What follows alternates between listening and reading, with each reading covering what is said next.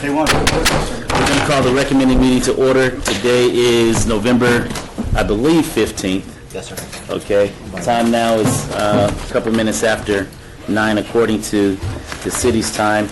Are we in compliance with the open meeting law? Yes, we are.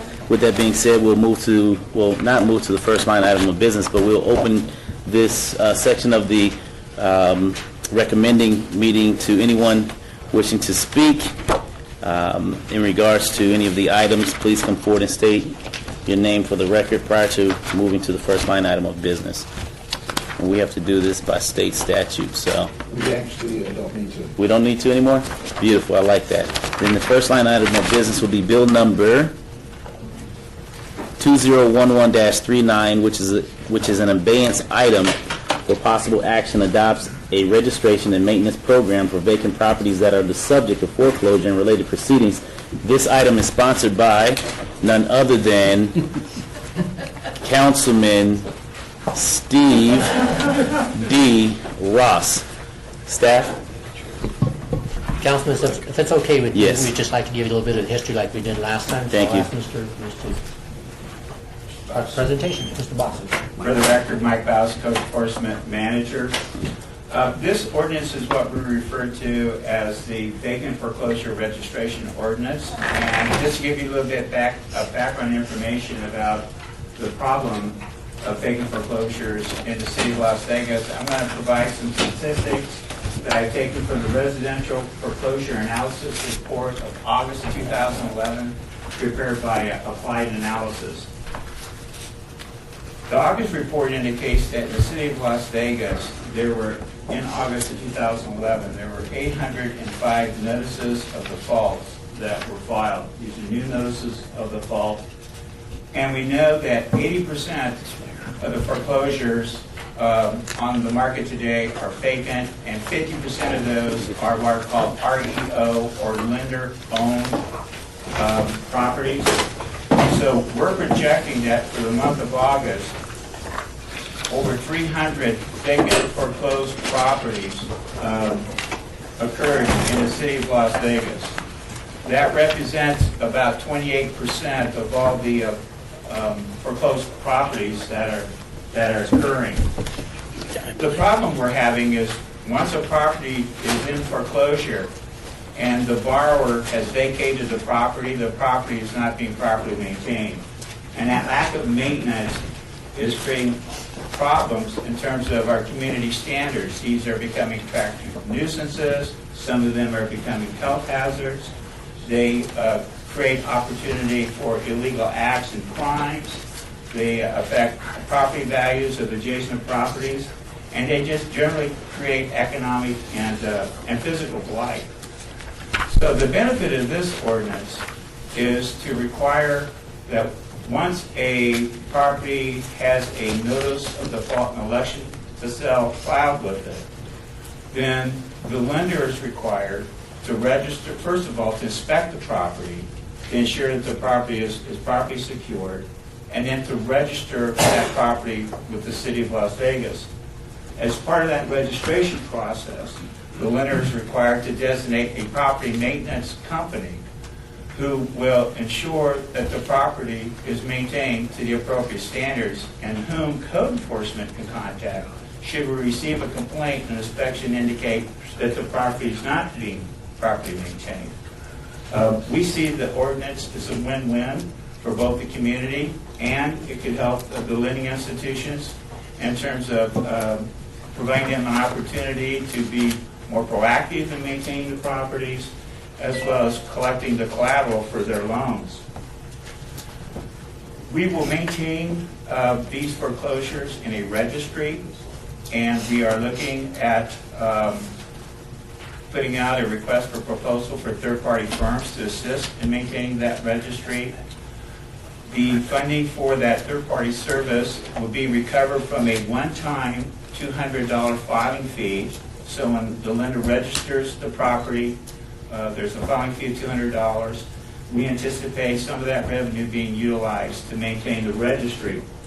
We will make the registry available to any utility in the area who want to find out, is this property in foreclosure, is it vacant, are the people who request utilities, and should they be in that property. There's been some occasions where some people have discovered foreclosed property, created rental documents, rented the property to people who were unaware, got utilities turned on, and then later were found out that they had been defrauded. So we think having this registry available will be a useful tool for the utility companies. It provides a useful tool, yet another tool for the code enforcement tool bag in terms of helping maintain these properties. We have the tools today to deal with the properties that are occupied, but what we don't have is an effective tool to help us deal with the vacant properties. In conjunction with this ordinance, we've had a number of meetings with stakeholder groups to solicit input, and our City Attorney Val, Assistant City Attorney Val, will give you an update on some of the amendments to the ordinance as a result of stakeholder input. But the groups that we've been speaking with are Clark County Credit Union, Nevada Credit Union League, Wells Fargo Bank, Nevada State Bank, Nevada Bankers Association, and the Greater Las Vegas Association of Realtors. In closing, I just want to state that there are 444 cities throughout the United States, cities and counties who've adopted similar ordinances. 85 cities, including the city of Las Vegas, currently have foreclosure registration ordinances under consideration. We surveyed 27 jurisdictions who have such ordinances. 19 of the jurisdictions responded to our survey, and 17 of those jurisdictions reported that the ordinances are working well and that the lending institutions are voluntarily complying with those requirements. Is that your update? Pardon me? Are you complete with your update? I am. Okay, I appreciate that. I have a question for you. As far as the 444 cities, how many of those cities are of same scale, size, and foreclosure similarities, such as Las Vegas? I will have to research that data. I know that we did speak with Riverside County, California, a county that has a similar ordinance to ours. Their population, unincorporated Riverside County, I believe, is 700,000, and they're a huge jurisdiction. It's over 3,000 square miles.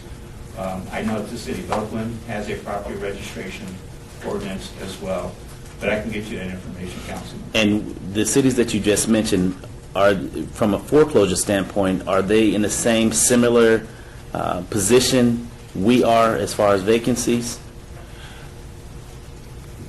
I would have to research that again, Councilman. A similar situation, but maybe not of the same magnitude. I mean, our area leads the nation in terms of foreclosure, but I can get you the specific information in terms of the magnitude of their issues as well. Okay, I appreciate that. And how soon can you get that information back to me? I will get it to you within 24 hours. Thank you. Councilman, if I may, when they were doing the research, Vicky Ozuna, she was looking for similar cities that had the same kind of problems that we're facing with Right. I foreclosure. think that's going to be important specifically as we attempt to move forward with this So I ordinance. believe her research was based on the same kind of criteria that we're having and targeting the cities that were similar to ours. Okay. And I'm not sure, Mr. Knight, I forgot I should have turned it over to him before I did so, Mike. Sorry about that. Well, before Mr. Knight speaks, I just want to let everyone know that bills that are moved out of this committee today will be eligible for adoption at the December 7th City Council meeting. So for the record, I just want to make sure that we have that on the record and clear for everyone's information. Mr. Knight? Thank you, sir. Councilman, I can't add a whole lot more to what Orlando just said. I do know that our survey was of cities of similar size, so when Mike was citing the 27 cities, those were of similar size to ours. Of the 444, we don't know a specific number of cities that are the same size of ours. A number of those cities, however, were in Florida. Florida has very similar circumstances to Nevada in relation to foreclosure rates. So I think that the information and I think the ordinances have been adopted by cities who do experience high levels of foreclosure. No one experiences the level of foreclosure that the city of Las Vegas or the Las Vegas Valley does. We're the leader in the nation, so there's no one like us.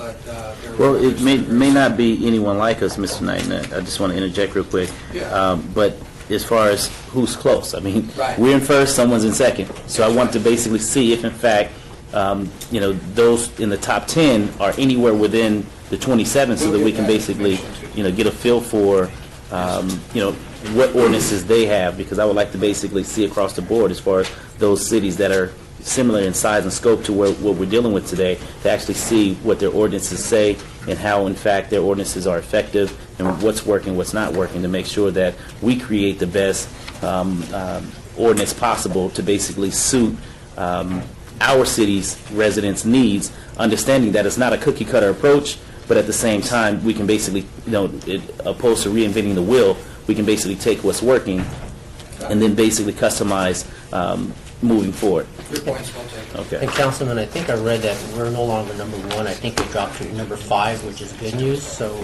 not sure if that was accurate, but I read it in the newspapers. I wish that were the case, Orlando, for education. So do I, trust me. Okay. Mr. Knight, I'm sorry. No, that's it. Councilman, Mr. Chairman. you appear to me as though you're biting at the bit to say something. Well, I think staff's done a fabulous job, Councilman. And I hear, I want to let you know that after your request to staff, that's exactly what staff did, is they actually went, surveyed these other communities where these similar ordinances were, created an ordinance that is not cookie cutter, that meets our needs here in the Las Vegas Valley. So certainly, the city of Las Vegas is the epicenter of this nightmare. It's not something we need to be proud of. It's something we need to take care of and do the best we can as government. And I think, in regards to your comments, we need to be bold. We need to be aggressive. We didn't do this haphazardly. We engaged the industries. Sean Fellows is here representing the Greater Association of Las Vegas Realtors. We engaged Chris Larson from NAIOP as of late, and as evidenced in the first proposed amendment to this ordinance, the banks gave us some input, and I'm grateful to them for their participation in helping us make this even a better ordinance than what we originally came up with. I think this is a step in the right direction for all of the right reasons. It is difficult for any resident in this city to drive through a beautiful neighborhood and easily pick out foreclosure after foreclosure because these properties are in disrepair. Mr. Baus had indicated homes becoming a blight, and that's exactly what's occurring in many of our neighborhoods throughout the valley. I would hope that Clark County, North Las Vegas, and Henderson will take notice to this ordinance, because I think it gets right down to the bone. It gets through the meat and to the bone and helps us get a better handle. Certainly helps the lending institutions get a better handle on that inventory out there. We, in turn, save taxpayer dollars in regards to having to go out and debate these properties. At every city council meeting, and both of you are fully aware of this, we spend a good couple of hours on properties in abatement that Mr. Knight's teams have had to go out and clean up. And this is on the back of the taxpayer. I think it's a step in the right direction, and would hope that this recommending committee moves us forward to city council. Okay. Mr. Chairman. May I make one? Sure. Just a minute. Council. Thank you, Mr. Chairman. You had the privilege of missing a very exciting meeting. Boy, I was glad I you missed had a it. birth in your family, and Yeah. very good reason to Thank you. miss. And it was controversial. It was lengthy, and I think that most of the objections contained constructive information. And our staff has worked really hard. It's been hectic the last 2 weeks. I know Councilman Ross has worked very hard. I've looked at a lot of those changes. I know they're going to be outlined for us, but I'm very happy with what's happened. In addition to banks that have been represented, like Mr. Elkinman probably got more that he'll speak to. I also received a letter just this morning from Bill Martin of Service First with a lot of constructive suggestions. He, of course, like anybody else, he would like to leave everything the way it is, but he's a small bank. They don't have a lot of this kind of stuff. Anyway, in any event, I mean, I noticed then today the final amendments contain most of his suggestions. So we must be on the right track. And I'll leave it back to you, sir, but I just wanted to tell you it was a good hearing. Lots of beliefs were aired and lots of post meetings occurred too. I appreciate that. At this time, I would like to open up the conversation.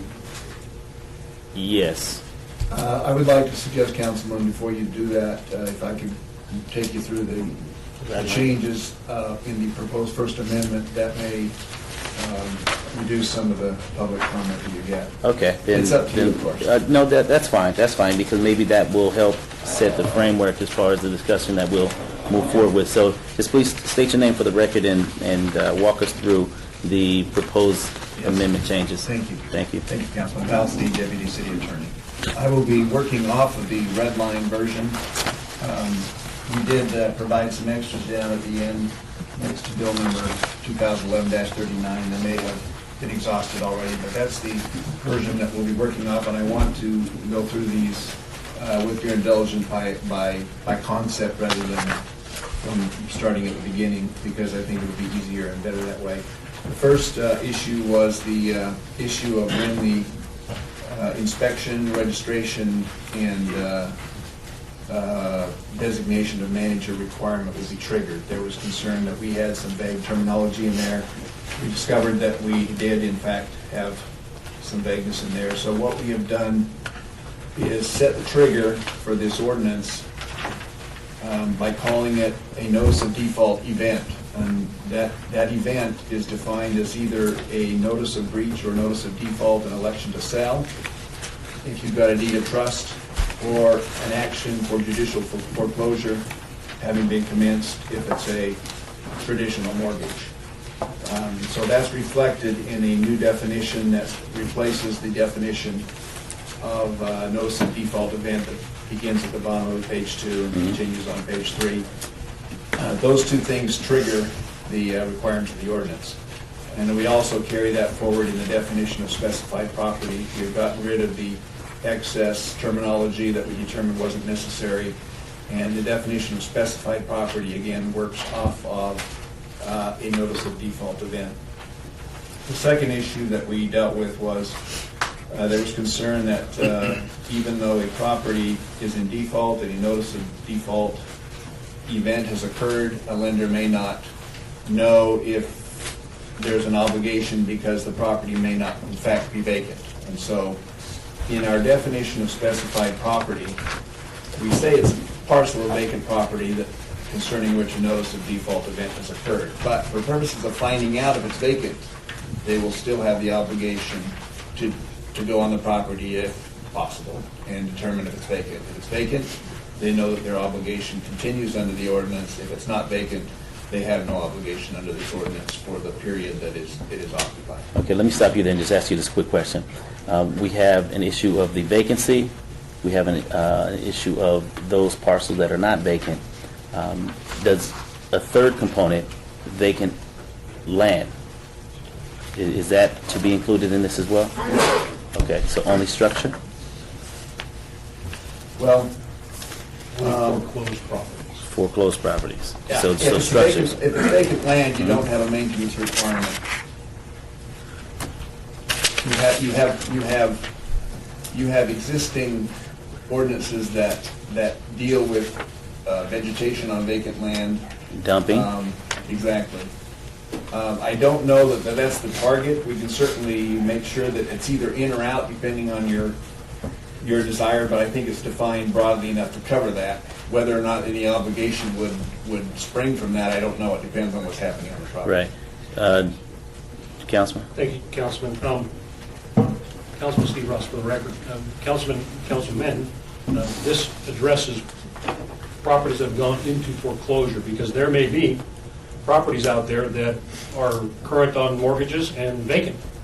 And that's not the issue. Those aren't the properties we're having issue with. The issue, the houses we're having issue with are those homes that have gone into disrepair because they're in a foreclosure process, which could take up to 4 years sometimes. Correct. And it's challenging for us in neighborhoods. Be mindful as you hear these amendment changes, the idea is to maintain the integrity of our neighborhoods. It keeps property values at a better level. No one wants to purchase a home in a dilapidated neighborhood that's full of foreclosures. Even if they are foreclosed and being maintained, it still keeps that quality of life and those property values at a higher level. Right, and I agree with you there. But in addition to that, where does this speak to commercial also? Because there are a number of commercial properties within our respective districts that look horrible deplorable.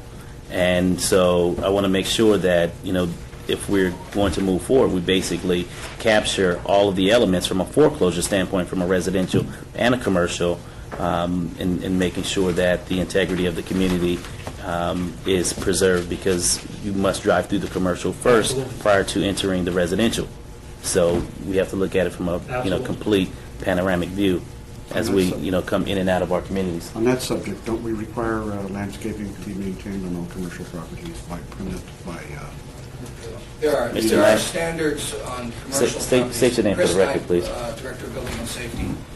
There are standards on the approval of most commercial developments in our zoning code for landscaping requirements, that the code itself requires landscaping. In relation, Councilman, to the vacant land, the property of interest, just looking at it now, specified property means any parcel of vacant real property within the city that is subject to a mortgage. So if the vacant land is subject to a mortgage and it's been foreclosed upon, it would be subject to this ordinance by that definition. Okay. and the main objection to my colleague was that the worrisome burden of having to enter a property that is a structure, and whether or not you turn on utilities such as water and power. And in the case of vacant land, you usually don't have that kind of obstruction or that kind of worry, certainly by the owner, whoever the owner might be. They don't have that, we don't have that worry. We just go there. Okay. Mr. Steve? Thank you. Just to clarify, this by its terms does pick up commercial property, and it does pick up property with no improvements on it. Okay. Beautiful. The next issue was the issue that vendors had about their right to enter property, both for purposes of determining that it's vacant, for purposes of inspecting it, and thereafter for purposes of maintaining it. We were obviously sensitive to that concern, and so what you will find in the provisions of this ordinance that require action on the part of the lender, I'm talking about page 3, line 20, which triggers the inspection requirement, and page 6, line 10, which triggers the obligation, the joint obligation to follow the provisions of the ordinance. We have provided an exception that is set forth on page 6 in a new section 16.33.070. And what that says is that the lender can come forward with two things. We will not make them follow through with this ordinance. The first thing is our mortgage documents that either expressly prohibit entry by a lender or do not authorize entry by a lender, and it's not an or, and a demonstration that either an owner or somebody who would be authorized lawfully to occupy that property has or will threaten to either file a trespass complaint with the police department or will raise as a claim in some proceeding the lender's unauthorized entry. So if we can, in particular cases, if a lender can show that it doesn't have the right to enter and that it's being threatened and will be penalized by the entry, then of course we're not interested in having that happen. So we provide them an escape clause in that new section. I think that's the biggest change of all, the most important change. Councilman, Oh, sorry. For the record, I would say that's the most important change, the most important amendment of all. Why The so? one that attracted the most objection at our first hearing Okay. was their worry about being liable for entering property they may or may not own. Okay. I think that amendment does a lot. And I understand that was taking place in other jurisdictions. Well, and of course, they just don't want to have liability for, Right. going on it. They think they don't have authority. This makes sure that they have to explain that they have to show they don't have the authority to go on. Okay. It's clear. It's clear somebody's going to have to do something, the way I see it. Thank you. The next issue was there was a requirement with respect to registration that the mortgagee could not provide a post office box as the address. The concern obviously was we wanted someone that we could get a hold of physically. So this allows them to provide the post office box, but if they do so, they also need to provide a physical address of the lender, so that we have both. Does the physical address have to be local, or could it be out of state? No. Okay. We are asking, of course, for local representation later on in the ordinance. If they aren't here, they'd obviously want to have a property manager or somebody here, but they, of course, can be located anywhere to have given you a loan. The next issue that we deal with, No, I was personally asking as far as a local representative to make contact with versus having to contact someone out of state.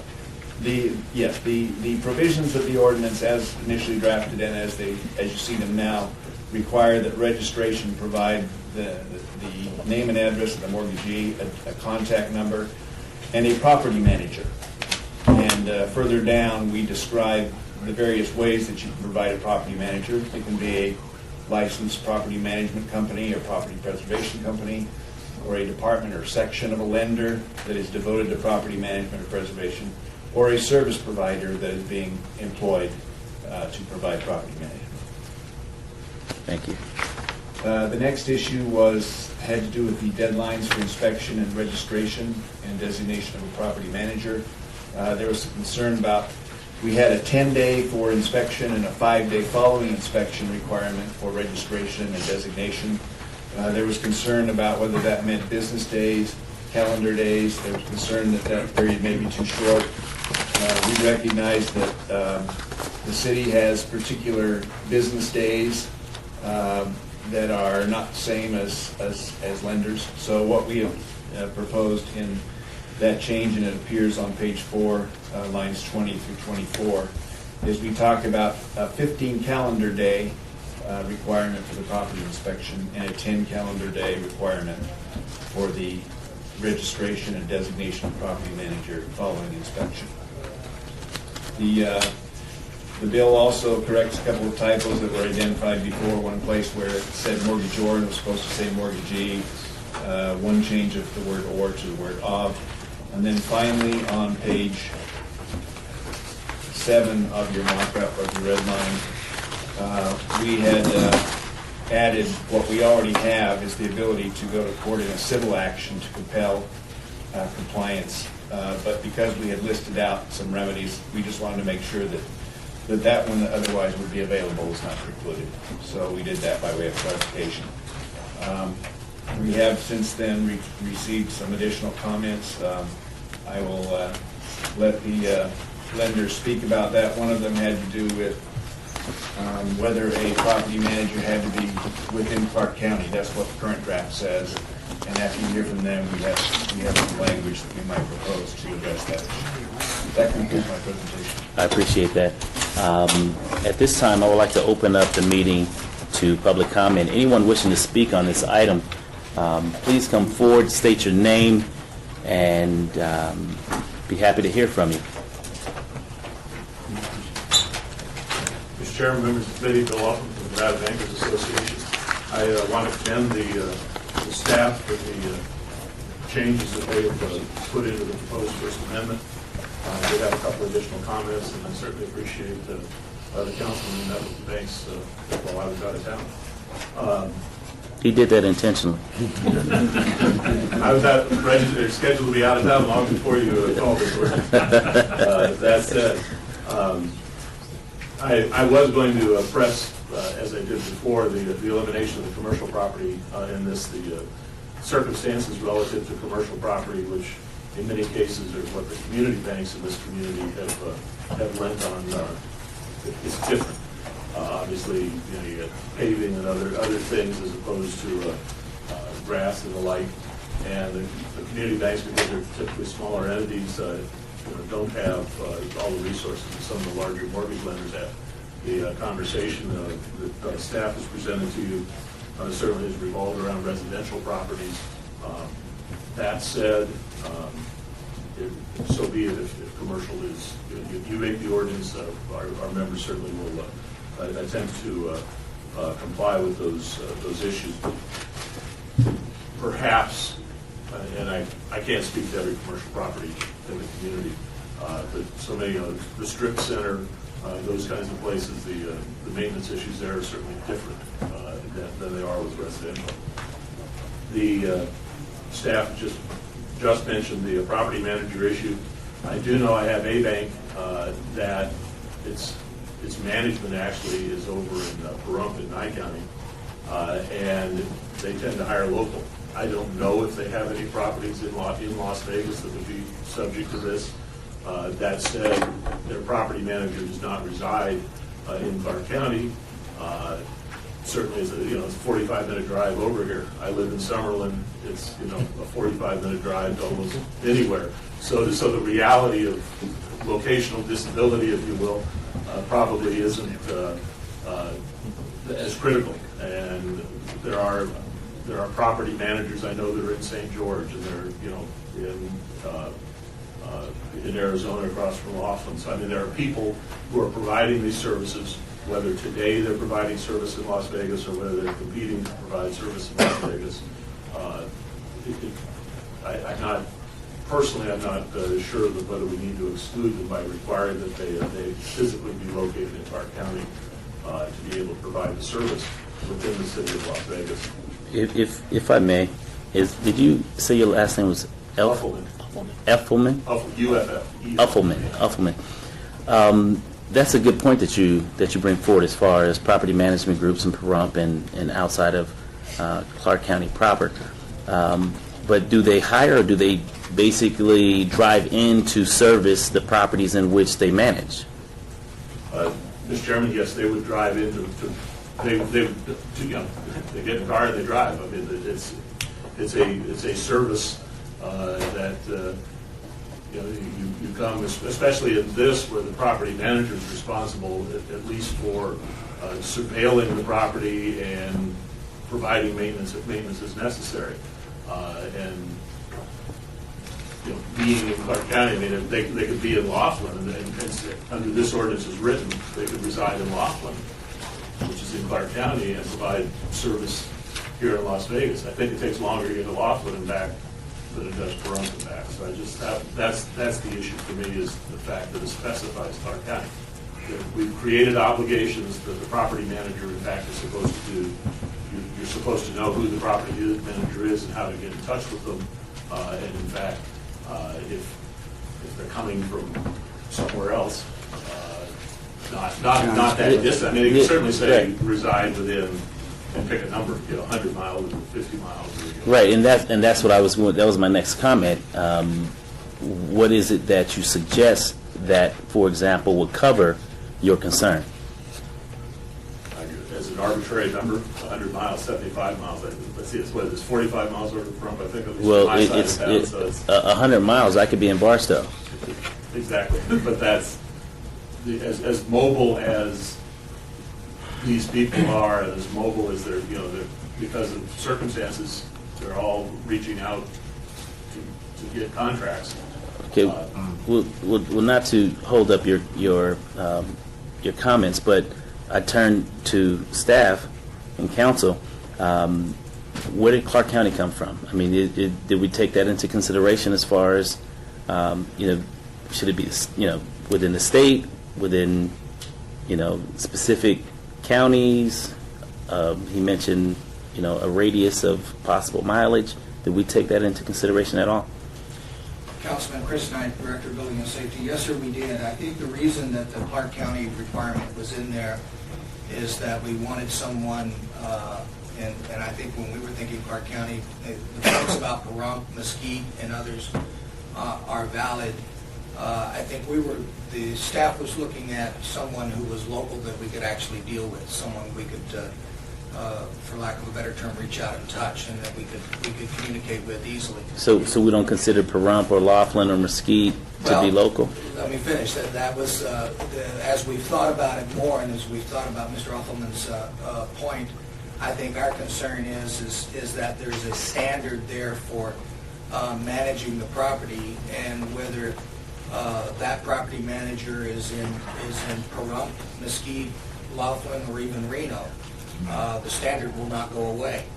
So I think that the staff is amenable to living with that they have to be a Nevada provider in the state of Nevada.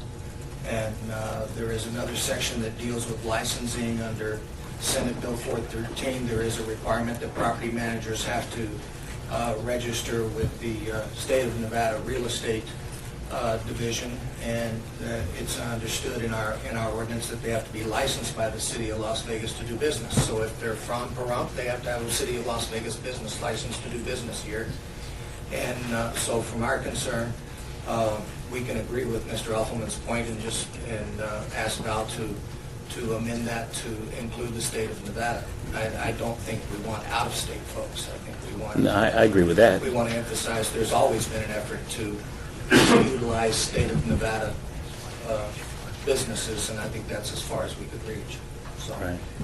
And maybe from a business license standpoint, we receive more tax dollars from those that have business licenses. There's a point of reason we can reach on that. Yeah. And the standard is not for caring for these properties does not go away because the manager is located somewhere. Mr. I Chairman, appreciate it. Yes, Councilman. I think this is what Val Steve was alluding to in his last comments, is that perhaps there's an eighth issue, which is to take care of the residency by saying State of Nevada. Right. Okay. Mr. Elfman? Thank you, Mr. Chairman. I'd like to turn now, I happen to pick up the proposed First Amendment as opposed to the red line copy, so I'll just make reference to section 1633.060 that in the proposed amendment version, the non-red line is on page 4. This is the requirement that in fact water and power remain connected to what is now a vacant property. And it's very Well, close. that'd be on the red line, Val, so we can... It's nearby. It doesn't say that you have to keep utilities connected, but it does say that you have to maintain landscaping. So what he's saying is, in order to maintain most landscaping, he would need to have the utilities connected. Does that sound right, Bill? Yes, because if you go down to maintenance, it says regular watering, irrigation, those become necessities. The issue, Excuse us 1 second, just so that the Page councilman, and line again? it's page Page 4. five. Page 5. I mean 5. Yeah, that... 5 on the red line, 4 on the complete. Okay. Line 7. Line 1721. Okay. I'm sorry, go ahead. The issue for us is in fact the maintenance of utilities on the property. If you've read through this, you recognize that we've posted stickers on the property that says under state law this property is in foreclosure, at least with respect to residential. Under this ordinance, we've posted a document that says this property is foreclosed, and here's who to contact, and all these other things. So I mean, you've clearly designated them. I would argue that in many cases the landscape has already suffered prior to those events because homeowners begin, or property owners begin trailing off on doing the right thing in addition to not paying their mortgage. So all of that said, we've pretty much made it clear that, in fact, this is a foreclosed property. The potential for vacancy is high, but now we've left the power and the water on. That means it becomes an invitation for people who have other ideas about how to use that property, whether it's a party room for kids, whether it's a place for homeless or vagrants or whatever to move in. We've become enablers. I was in Southern California last week at a meeting, and one of the news programs, it was a house, I think down in the San Diego area or whatever. The power and the water were connected, and it became the party home for the area until they burned the roof off of it. And those What are a the party. kinds of- it was a hell of a party, I think. But the reality is, in fact, if the utilities are disconnected, then at least the notion of, because the electricity's there and somebody comes in and decides, well, I'll rip this out, or I'll do something. You're not going to have electricity to start the fire. If the water is disconnected, you aren't going to turn all the faucets on because it's fun to flood the house and do other things, and in effect destroy the house from the inside out. Good point. And so I would urge you that having a situation where we have to maintain the utilities on the property so that it can be watered is probably counterproductive. That said, if the landscaping is not being watered, then depending on the time of year, certainly you can remove things that are dead or dying and at least clean it up so that, yes, it's vacant, but you don't have the palm tree laying over the wall and those other kinds of things. So I have a question for you from a real estate viewpoint. In communities where there are homeowners associations, within the homeowners associations and the CCNRs, properties are required to maintain a certain level of aesthetic, whether someone's in the home or out of the home, to include landscaping and irrigation and things of the like, correct? So what is it that you all do in gated communities or communities that have homeowners associations to maintain those properties and keep the grass up and the trees trimmed and things of that nature? In this bill, at least a significant portion of it applies prior to the property becoming real estate owned by a bank. We have not foreclosed, we haven't had the foreclosure sale on the courthouse steps. This is all leading up to that moment when the bank, in fact, owns the property. State legislature, when Mr. Coffin was a senator, we in fact empowered HOAs to do some things that the banks can't do relative to maintenance of property that is not living up to the CCNR. They, in fact, we gave the HOA a right of entry to go in and spend a reasonable amount of money to clean the place up, which in the testimony at the time was described as removing vegetation so that you don't have a continuing obligation to water it. So that's as is. Now, when it becomes real estate owned, I mean, the lender certainly evaluates what can I do here to make the property more presentable because they're trying to sell it. And moving it from the bank's books to a homeowner, to an investor, whatever, that process, they're going through that as quickly as they can. So it's what I think the aggravation that the councilman is seeing and you all are seeing is it's that period of time up to the point that it becomes real estate owned where the bank actually has a legal right to do things. And that's the point that I'm asking, not from the point moving to the bank owned, but from the bank owned moving forward during the time period as far as someone moving into the property and having to deal with the HOA. So how do you all work that issue out? Because I know that there are standards in specific communities here locally that require properties and fine properties for various issues related to property. How do you handle that? What is it that you do from a banking standpoint to address the dead grass, the vegetation, the palm tree that is leaning over that needs water? How do you address that from a banking standpoint? Mr. Chairman, my conversations with the banks, they typically have removed it. And the HOA understands that they have removed it. They made it as tidy as possible because again, the connecting the utilities is problematic. I mean, at least when they're trying to sell it, they frequently connect electricity, but it's the water that's the other problem. So the reality is the HOA has kind of, you hate to say tolerated it, but they've been in the situation up to that point that now at least it's cleaned up, and under this certainly it would be cleaned up a little earlier. But the reality is they clean it up to move it as quickly as possible. And let's face it, if it's October, it's not necessarily the best time to go in and plant new vegetation. I don't know of any, no bank has said to me, when we take it over, we go in and plant new trees in there. I mean, they go in, they assess it, they clean it up as much as they can, and certainly I know they're in contact with the HOAs. So Right, but they aren't doing it in the absence of contact with the HOA manager. But what if it's May? Well, if it's May, then again, they've taken it out. I mean, it's that stripping it down to the things that can. There are things that in fact will survive here if they're desert plants. They're not desert plants. Getting them out so they don't. Do the banks pay the HOAs any monies to keep it up? bank from an pays the association, HOA. from association standpoint, or is there a requirement when the bank takes it over, just as residents have to pay a homeowners association fee? Do the banks pay that same fee to the association Mr. Chairman, if you own the property, you're obligated to pay the HOA fees.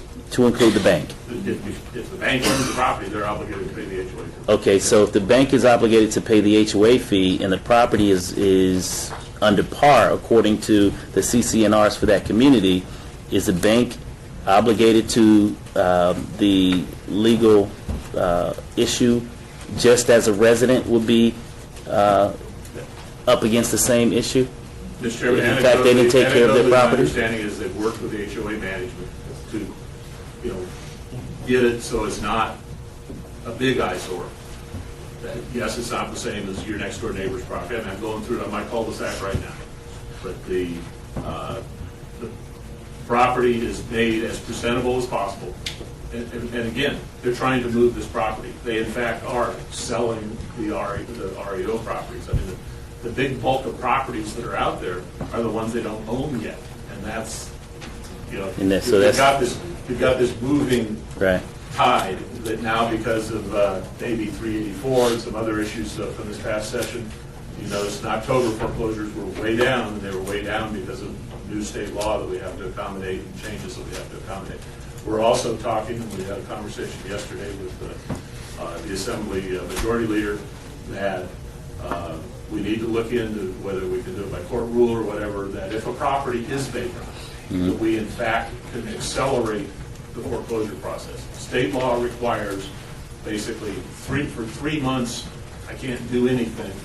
Then I have to post the sale for 3 weeks, then I can have the sale. Well, if that property is vacant and is certified as vacant and there's some process to do it, if we can either shorten up to 3 months or at least eliminate the requirement for the homeowners mediation, which is another notice requirement and other things, we could move these properties to the real estate owned category as opposed to, I'll call them the limbo properties that are sitting out there waiting for things to happen. Get it into the hands of the bank so the bank then in fact can move it to the sales category.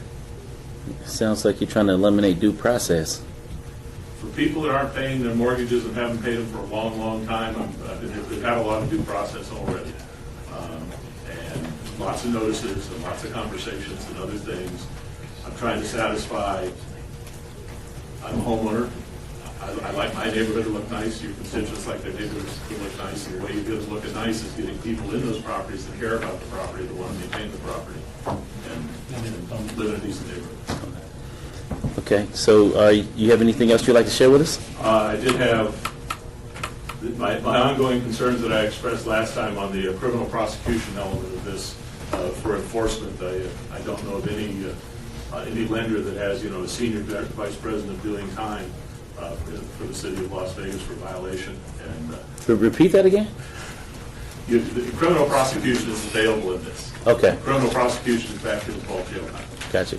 I don't know any bank that has a designated officer that you're the person that's going to do time in Las Vegas if somehow we come into violation of this ordinance that we're criminally prosecuted. I just try to add a moment of levity to the serious consequences of violation when it's a criminal prosecution. That went over my head. I'm sorry. It's not out of the question, though. Yeah. So, so you're good with your presentation? I am done with my presentation. I thank you for the Thank you time. so very much. And I thank you for the time before these events when I talked to some of you and talked to the voicemail and everything. Thank you. I appreciate that. Councilman, you have some additional I did have comments? some comments in regards to some of the statements Mr. Ruffin mentioned, and I would suggest that this isn't certainly the time to deliberate this issue with Mr. Ruffin, but I would caution him in regards to the banks, the lending institutions, Mr. Ruffin. The whole point of this bill, or this ordinance, is to require some accountability on these properties. What you just suggested to this recommending committee totally disintegrates this ordinance. That's the cornerstone of this ordinance, is maintaining those properties to our current codes and statutes. That's the whole idea. So, no disrespect to you, but again, be mindful of that. I know of no bank or lending institution that is paying homeowners association fees once they've taken over that property. I know of no bank that is going in and cleaning up properties after they've taken ownership. I caution you on that. Ward 6 has been devastated by this nightmare, and I know of no bank that has done that. Thank you, Mr. Chairman. If I may, I get a different response from the banks. I believe one of the banks, one of my largest members, in fact, met with you the other day. Oh, yeah. And I know that they tell me that they do, so I don't. If I can, Mr. Chairman, not every lending institution is the same. Nevada State Bank has done a wonderful job. Wells Fargo currently working with our city staff on this foreclosure nightmare. There are some of those lending institutions that are trying to take the necessary steps in the right direction. But what you're suggesting is just gutting this ordinance. And I'm certainly, as one council member and the sponsor of this ordinance, cannot support that. Well, Mr. Uffleman, as you can see, my colleague is very passionate about. I understand his passion. I appreciate that. Is there anyone else wishing to speak on this item? If so, please come forward and state your name. We'd be happy to hear from you. And Mr. Uffleman, thank you so very much. Hopefully the seat wasn't too hot for you. But I Yes, can pay to sir. do. All right. Good morning, my name is Rick Corbell, private citizen, real estate investor. I just had a couple of questions. I've just recently become aware of the proposal that's being sent out here today. First of all, to answer your question regarding HOAs and how do we maintain properties prior to the REO status, the banks are obligated only from the time that they take possession of the property or through the trustee sales. So up until that point, HOAs are in a similar situation that you're currently discussing right now. And that's been an issue that Mr. Elfman, I know, has been talking with the HOAs regarding fines that the HOAs impose against the properties, which is a different topic than where we're at now. But HOAs are currently having the same problem you're having right now. How do you maintain a property and keep the sanctity of the neighborhood at a time when nobody's technically being responsible for the property? So that's an ongoing situation. What the HOAs have done in the past is continue to issue fines, but the fines don't really address the problem. They just create a bigger financial problem for the property and resolving it down the road. As far as inspecting the properties, once the notice of default's been issued, I understand that you guys are allowing or requiring banks to inspect the property to determine if they're vacant or not, regardless of trespassing laws. If that were allowed, would that step on private property rights and be an issue down the road? As a real estate investor, I buy foreclosed properties. And part of my process is to go drive the properties that are coming up for sale to see if they're vacant or occupied. Now, I don't know from a personal standpoint if the properties are vacant, because I wouldn't dare break the law by breaking into a property to determine if that's. But if the law allows us to, if you're saying that according to this new law that you're having here, it's okay to break into a property to determine if it's vacant unless somebody objects, then that's something that would benefit me as well. Okay, then point of clarification. Val, can you provide some light to Rick Corbell. Mr. Corbell's concern in regards to breaking into a property to To what extent do you determine whether or not the property is vacant or not? It's I think- from the ordinance standpoint. What is I he? think if we Where are we put with on that? our reasonable hats, if I can enter a property without breaking a padlock or without tearing down a gate, I'm not trespassing, just like anybody can walk up to anybody's door. We're not asking people to go into the house if it's locked. We're asking them to go onto the property, inspect it, meaning the exterior. We're talking city staff. Well, no, the lender's obligation to enter, but sure, city staff can go on property now if they can get on without causing damage. So we're not going into a building if it's locked, but we're going onto the property to the extent that anybody else could. To And it's determine not whether or not trespass. it's Yeah, and not accessible. trespass unless somebody calls the police and says, there's a person on my property who's not authorized to be here. The police come out, ask what the business is, the lender or the lender's agent says, here's my business. I don't think that would be a trespass. I just don't think so.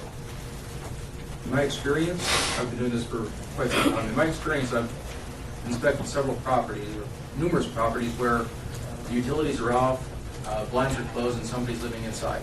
And you don't know it until you show up at the constable's office and say, oh, we got a problem here. Well, let me just stop you there. From the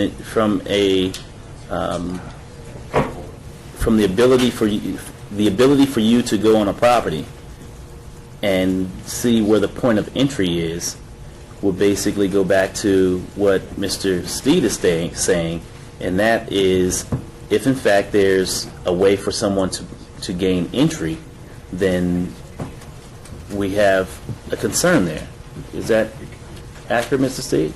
Because if you're saying if someone's living on the inside, there has to be a point of entry, whether it be a door or a window, and the ability to open it with ease versus having to use force to enter a structure. Well, in my experience, you walk to the front door and most times, 99% of the time, the doors are locked, windows are locked, and the blinds are pulled. A significant portion of the time, the utilities are on, or the utilities would be off, and somebody would still be living there. You can't always have a positive identification whether the property is vacant or occupied based on the appearance of the property, somebody answering the door. A lot of people are literally barricading themselves inside and saying, you're going to have to take me out with the cops. Then a standard of reasonableness, as the council has said, would indicate you shouldn't go on board, go into that. Right. That would be trespassing. Standard of reasonableness, as a district court judge would see it. Right, okay. Just bringing it up as something that you might want to be aware You of. can't get in, going as the forward. council said. You can't get And in in. that case, if you can't get in, would the bank determine whether the property is vacant or occupied and start doing work for the yard? What do you think? I think a bank will send out an agent or go there in person and make whatever efforts they can to inspect the property and determine if it's vacant. Go as far as they can, think they can, and they'll come back and report that to us. Well, And I think we will understand the extent to which they can go. well, We aren't going to ask them to break and enter. We aren't going to ask them to absolutely guarantee that there's no one in the house or that there's someone in the house. We're going to ask them to fulfill the requirement best they can. and I'm pretty sure there's someone here from the banking institution, or at least a real estate standpoint, that can speak to this also, which, if in fact they come to speak, I'll most definitely pose that question as well. What else do you have? The size of the institution that's in charge of the foreclosure, occasionally from time to time we'll sell a property, doing an owner carry back, I'll carry back my own financing on the property. On one of the size of Bank of America or any of those other institutions, but I'd be subject to the same laws as they. So, Mr. Kaufman sells his house, he's living in Florida now, he's collecting his payments stop coming. At what point does he become responsible for the landscaping? He's living in Sarasota. It's all one for all. Mr. Knight? I think that if you are the mortgage holder and you are foreclosing on the property and you have issued a notice of foreclosure and intent to sale, you would be held accountable, Regardless of size, so regardless of size, yes, sir. homeowner versus bank doesn't make a difference. Doesn't make a difference. And then, The issue is there is a gap between the time that there is a notice of foreclosure and intent to sale and the time that the bank actually takes possession of the property. And many times that gap is avoided. The property owner, the mortgage holder has moved out of the property because the bank has said, we are foreclosing on you. The bank has told them to move out. They move out. Foreclosure process is still ongoing. That foreclosure process in the city of Las Vegas can take anywhere from 212 to 400 days. And there is that gap of time that it appears that no one is responsible for maintaining and managing that property. Yet the only one that remains with fiduciary interest in that property is the bank. And that's what this ordinance is trying to do, is trying to fill that gap between the time that the mortgage person who has defaulted on the mortgage has vacated the property and the time that the bank takes possession and sells it. And that's what this ordinance is doing. That's what Councilman Ross is trying to get done, is to not allow that time frame to be a detriment to the urban fabric of our community, which right now it is having devastating effects on the urban fabric of our community, while the investment communities move on with their business, and there's no one filling that gap. well, here's a suggestion to address that point. If the goal is to bring all the properties, to have some kind of curb appeal Cut him off. to reduce the blight of the neighborhoods. Sit there all day and ask The questions. HOAs, the HOAs, what you could do is institute an ordinance where you can have outside repair guys go in and put a lien against the property and sell off those interests in those liens to private investors. I'm assuming that the reason the city doesn't go through and rehab according to the current laws that you have is that the city doesn't have the money to do it. Put money out there to rehab a house to make them appealing, or at least not such a blight, is expensive. Is that not the case? Well, Mr. Corbell, versus us sitting here trying to hammer that out, I would like for you to, if you will, move forward with your other points, because I do need to get to other interested parties here as well. So I want to make sure that you at least have your comments on the record so that we can basically take those comments into consideration, and thank you for your suggestions at the same time. Let me wrap it up with, if there's rehab or repairs to a property that you want done other than just fining the banks may or may not do the rehab, they may just pay the fines, and you might still have the same problem with fines attached. What you could do is make that a lien against the property and assign those liens to investors, have the investors pay off the fines and then continue maintenance on the properties that would accrue over a period of time until there's a third-party owner. So with that, I'll depart. Thank you for your time. Thank you for your comments. Yes, anyone wishing to speak on this item, please come forward, state your name for the record. I'm sorry? Yes, be glad to hear from you. State your name for the record. My name is Lou Tuman. I represent the Las Vegas Township Constable's Office. I'm the Public Information Officer. Back on the 1st of November, I noticed an article in the paper which described the ordinance that Councilman Ross was introducing. And with that, I contacted Councilman Ross and spoke with him about a week or so ago with regards to many issues concerning the foreclosure industry that's happening in the state of Nevada now. And I'm sure you're all aware of the fact that we are the foreclosure capital of the nation. There have been 100,000 foreclosures commenced since 2007, and there's another 100,000 foreclosures predicted to happen in the next 3 or 4 years. This ordinance is sorely needed, not only in the city, but in all of the state of Nevada. However, there are other problems that have occurred or do occur with the foreclosure problem. One of those is a squatter problem, whereby a house is empty, people move into it, and sometimes it takes several months to get those people out of that house. That then presents another problem, whereby when they finally get notice of having to leave the property for good, the house magically becomes stripped of all its fixtures, copper, anything of use whatsoever. And not only with the property going down in value because of the outside of the house, now the inside of the house has become a shambles and is reduced in value further. Along with that, and the gentleman that just spoke before me mentioned it with regards to liens, there are people that have started an industry whereby they will place a lien against a foreclosed property for some manufactured construction reasons. And at some point in time down the line when that property is sold, those liens get paid. There's another thing going on with regards to people renting these houses who have no business renting the houses because they have no interest in the property. The owner may find this out and show up, call Metro. Metro comes out, talks to the people who are inside the house who produce a fake lease. Metro comes out and tells the property owner that there's nothing they can do about it. It's a landlord-tenant dispute, and they leave the property, and that person who is in the house buys some more time. We tried to address this situation with the legislature in the past session, and that's what I talked to Councilman Ross about, was beefing this ordinance up.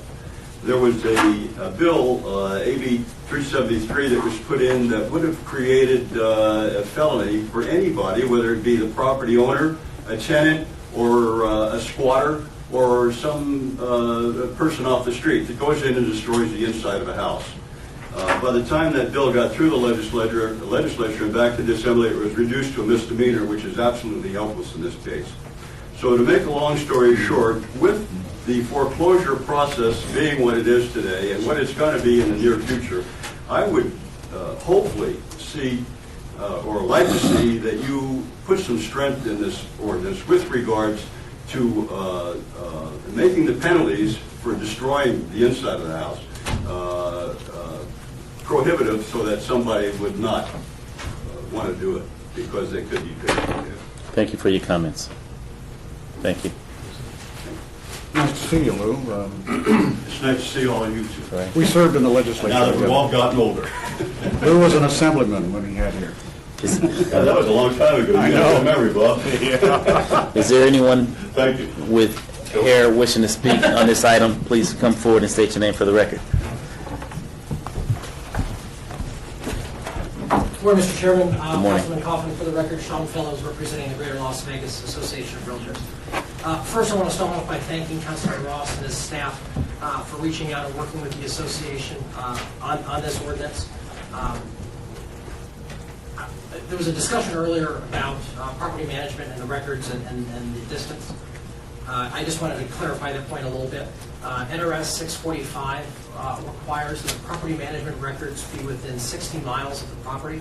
However, the property management company itself can be beyond that radius. So a Reno-based property management company can manage a property in Councilman Ross's ward, so long as those documents are somewhere within a 60-mile radius. So just wanted to clarify that point. It's important to note that a vacant home doesn't necessarily mean a distressed property, just as an occupied home doesn't mean a compliant property. And I think that's a very important distinction. And I think that's what allows this ordinance to provide code enforcement an additional tool in the toolbox of code enforcement. The last thing we need are continued blight in our community, which brings down the overall quality of life of the entire neighborhood. That's why we thought it was important in this ordinance to involve property management companies, to ensure that there's an active participant, ensuring that property, ensuring that neighborhood is well maintained to neighborhood standards, to community standards, and is not just a property that has all the trees have been removed, all the bushes have been removed. That's the last thing that we really need. I received a text message as I was driving here this morning that a home at 250 in Russell, to Lou's comments, was vandalized. There was a notice of vacancy posted on this property. It's located within the county, and all the appliances were removed from that property in the last 24 hours. An agent called, was planning on showing the house today. There was damage done. Cement was added to the sink. I don't know whether or not water was or power was on in the facility, but these are some of those concerns that really need to be highlighted, and I think why Councilman Ross has worked so well across the industries on this ordinance. And just so that you know, as of January 1st, you're no longer allowed to text and drive. I received a text. That's right. My car has Bluetooth. Thank you, Mr. Fellows. Cameras in your face. I believe I said for the record I received a text. Is there anyone else wishing to speak on this item? If so, please come forward and state your name for the record.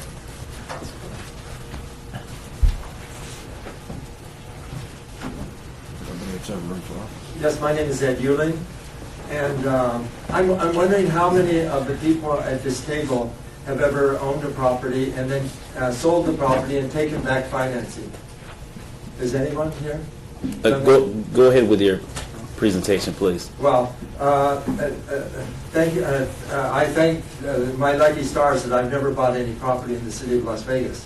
Because what you are doing, what is happening basically, is you can't even manage your own city. You're using up your reserves in order to pay your budget. You're going to the city is headed for bankruptcy, and you're going to micromanage. You're going to micromanage 300 or 200,000 houses in the city. That's a total dream. It's ridiculous. And what the unintended consequences of this are going to be is banks will simply not loan, or private individuals, in my case, I've taken back financing on properties I've sold, simply will not sell properties. Already today, 90% or 95% of the loans that are given for housing in Las Vegas are done by the federal government which means that all those losses that are going to occur because of these loans are going to be passed on to your children and grandchildren for them to pay. That's basically what's happening. We had a bubble, a real estate bubble. We can't do with. We have to recognize that this is what happened. That there was a real estate bubble of about $7 trillion.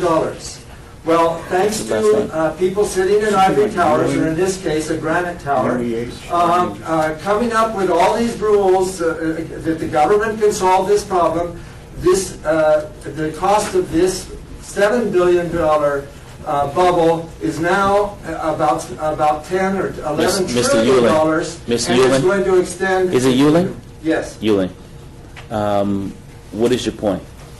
My point is, you are going to create a disaster. The people, no sane person would lend money on a house here.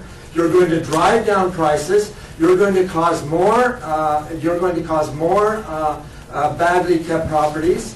This is an event that occurred, and the market simply has to take care of it.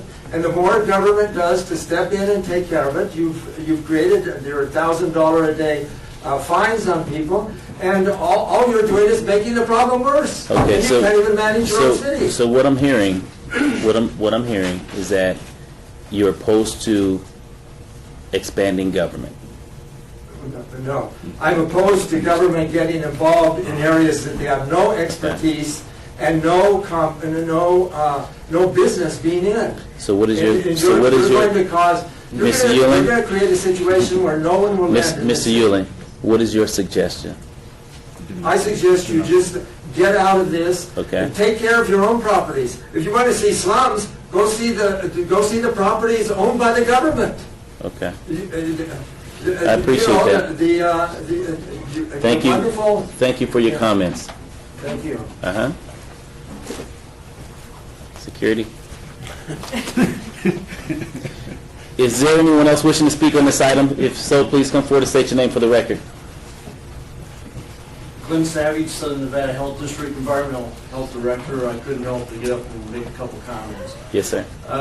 Anytime that public health and safety is at issue, whether it's West Nile virus in pools that have been left vacant, whether it's properties that are caused or allowed to have all kinds of garbage and trash in it, which could allow for harborage of rodents, so it becomes an issue for our community, for public health, for city council, and code enforcement neighborhood services.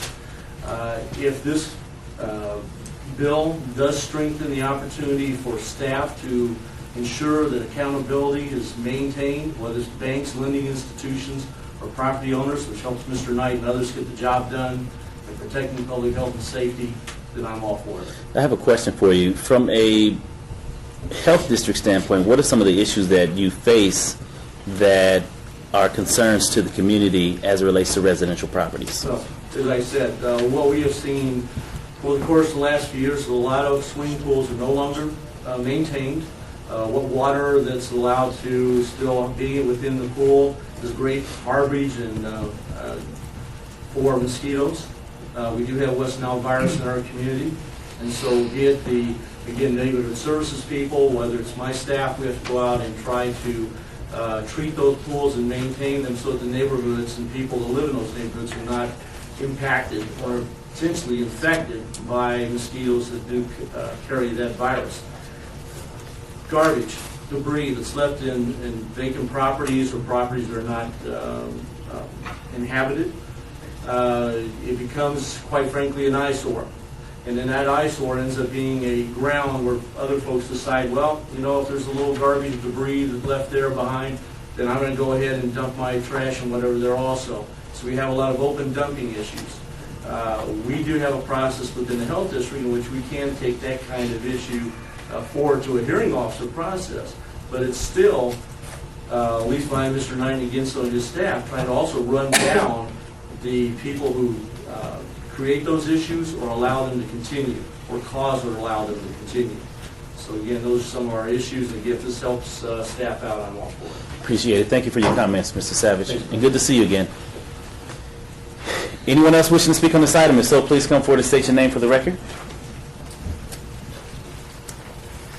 Seeing, I yes, sir. Be glad to hear from you. State your name for the record, please. Carl Plunkett. Carl Plunkett. Yes, sir. Everybody that I know that belongs to your staff was laughing at Mr. Buell and his suggestions. And this lady apparently didn't record what he had to say. I watched her fingers and, maybe she has a shorthand. It's on the record, sir. But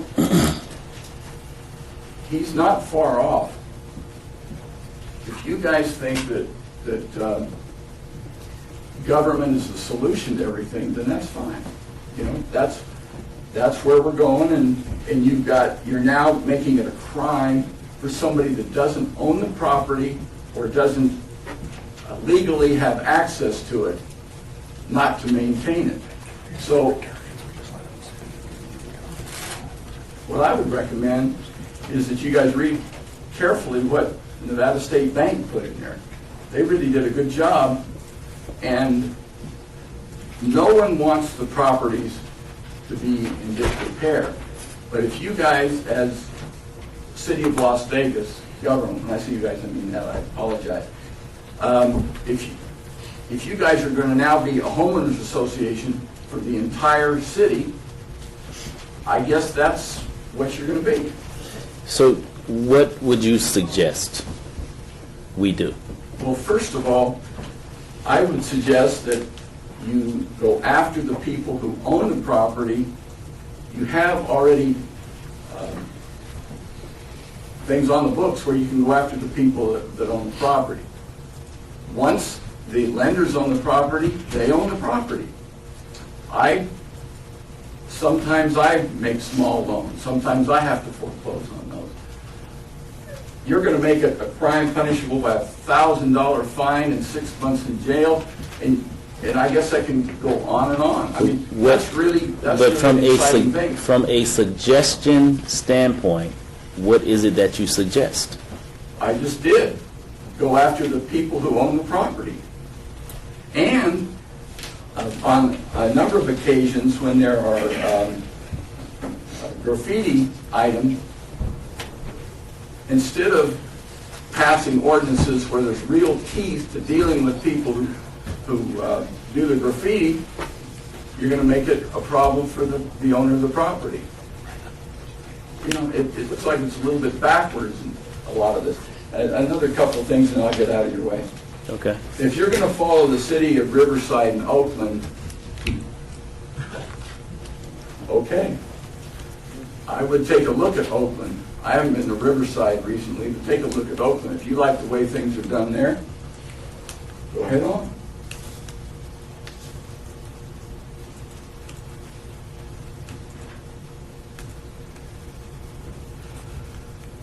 It's just really frustrating to have, every time you turn around, government is going to get into something else.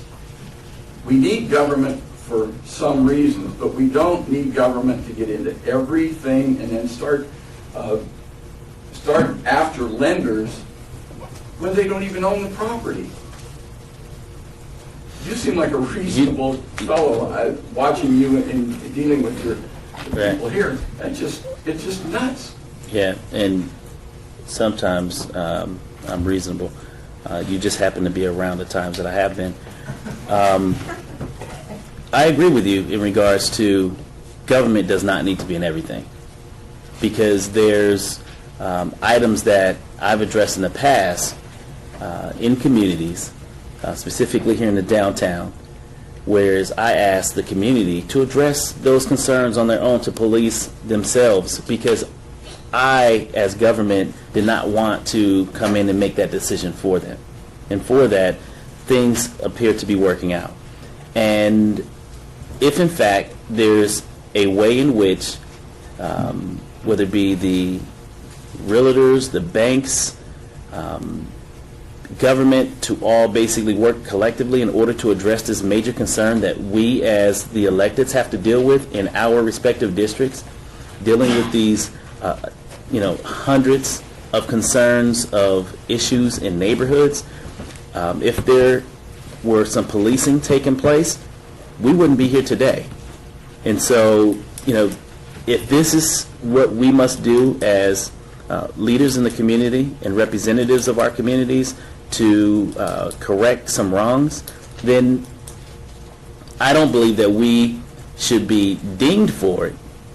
In essence, I believe we should be supported for those efforts, because apparently there's a major issue inside, whether it be your neighborhood or someone else's neighborhood or your family's neighborhood, that issues are going on that has been going unaddressed. And so all this ordinance is trying to do, whether, you know, there's pieces of it that you like, pieces of it that you don't like, or what have you, is basically trying to make the continuity of the community a better place for us all.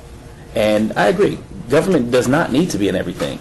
But where government needs to be, I believe that we must stand in that gap and fill that void on behalf of those who are voiceless. And at this point, there are a lot of residents and communities that feel that they don't have a voice. And so they have come to their representative body and basically say, help us with this. Help us with this issue. And that's why you see sitting around this table very disciplined and well-educated professionals who have basically put their best foot forward in order to address this concern. And I'm not here to defend it, I'm not here to oppose it, but I am here to basically say we have a responsibility as government officials, as you very well know, to address concerns that have raised, you know, to a level that, you know, garnered our attention to react. And so what you see here today is government in action. And your comments on the record, and you mentioned Mr. Euling, you know, staff laughing at Mr. Euling. No, you know, we weren't laughing at Mr. Euling. He said some things that were funny, you know, and which, you know, got a giggle out of me, but yet and still his point was taken. And as far as staff typing, or whether you saw her typing or not, we have these microphones here that pick up everything, and so she types well over 200 words a minute, and so her fingers probably move faster than what you can see. And so, and I don't say that disrespectfully, but, you know, to give staff credit that they have these minutes down to a science, and we have this set up this way specifically for comments so that we can capture everything that's going on, so we can either review it or basically have the appropriate documentation moving forward. Should, you know, any parts of this meeting come into question, we can always go back to the minutes. So you don't have to worry about her. She got you.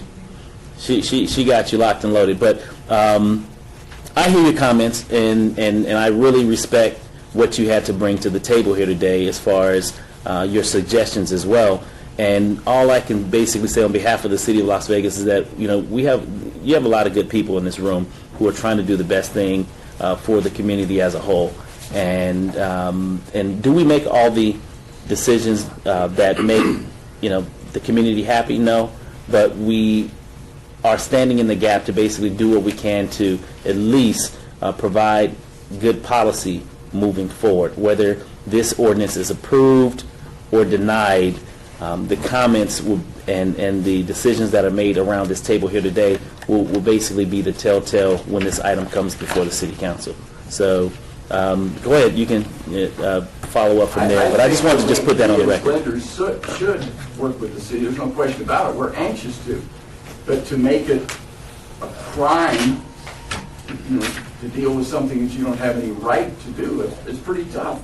You're putting a pretty heavy load on it. Okay. Now, we do want things to be done properly. But as you say, working with the lenders, the realtors, any other interested groups, that's fantastic. Let's do that. But to make an ordinance, anyway. Point well taken. Crime, come on. Point well taken, Mr. Plunkett. Thank you so very much for your comments. Is there anyone wishing to speak on this item? If so, please come forward and state your name for the record. Let me just, and then we'll come back to you. Thank you.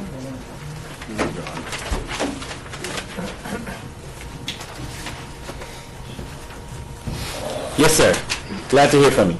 My name is Peter Christoph. I own property in the county, in the city, commercial as well as my own homes. I listen to this with amaze of who's paying what. I believe the banks I put my money in the bank, so I don't even get any interest, all the big money I have. A lot Yeah, of yeah, people you get about don't 1%. invest. We don't even put in annuity no more. We don't put them in municipal bonds no more. But that's another issue. The bank is becoming a one-way attitude. They own the property. As soon as that person is pushed and they're told to get out by the authority, the bank with the homeowners association, I'm in a gated community, even though it's got gates. That, I see on the side of my property, pools with water, and it's cracked, it gets into other people's property and gets mildew or stuff in their walls, and the homeowners say, that's your problem, sue. Who are you gonna sue? Try to go to the bank and they won't even talk to you. But the reality is, the bank owns the property 100% once they move that person out of there. Immediately prior to that person leaving, the city should enact an ordinance saying, you are fully responsible, like you live there, to maintain that property. By doing that, the bank will realize that they can't drag along until they get a prospective buyer. Well, let's clean it up now. Or, you know, all these things they've been doing for the past couple of years now that I saw, we are letting the banks off the hook when they should take, it's like you own they take your car away from you, you don't own it no more. Well, it's the same thing with property that you pay taxes on. You haven't paid your taxes, you left, it's the bank that's getting the money every month for that property. So they should be the person that's be held responsible 110% automatically. From the day that those people, 30 days, 60 days after they're told to get out, the bank should move right in, secure it, maintain it, and work with the homeowners association. That's what the homeowners association want. But they're so far apart, and I don't want to be on a homeowners association because the banks don't care. And I just leave you with that one thought. If you're going to put an ordinance, you've got to go to the source. Who owns the property now? The banks. The banks must pay the responsibility of keeping it up so that other property around it is not degraded. That's all I have to say. Point well taken. Thank you so very much, Mr. Christoph. If there's anyone else wishing to speak on this item, please come forward and state your name for the record. Yes, sir. You want some final comments? Yeah, final comments. Okay, 2 minutes. A couple follow-ups. It sounds like the city is trying to come up with a broad HOA style keeping properties maintained. The city of Beverly Hills was founded under the same idea. There's no standard in which we need to move our city forward to maintain values. So if there's a standard to be followed or a system to be followed, look at the city of Beverly Hills. With that in mind, I don't think it's necessarily believable that the city is going to imprison the leader of a bank in order to keep a property maintained. I don't think that'll happen. I think a way to get around it is set up a minimum level of standards that vacant properties must adhere to, and enforcing that instead of imprisoning CEOs of banks, put out to bid repair crews that'll go out and do it, and then have investors pick up the liens. And then you can work with the investors, assign the city's ability to foreclose on that lien in order to make sure that the investors get paid at some point. There's a way to do it in keeping the cities up to the standards that you want to maintain. And that will preserve the neighborhoods, make the neighbors happy, and probably even generate a few dollars for the city as well. So if you guys are interested in having a discussion about that, you know, I'm open to any conversation. Thank you so very much. I appreciate that. Oh, no, come on. Sir? Just 1 second.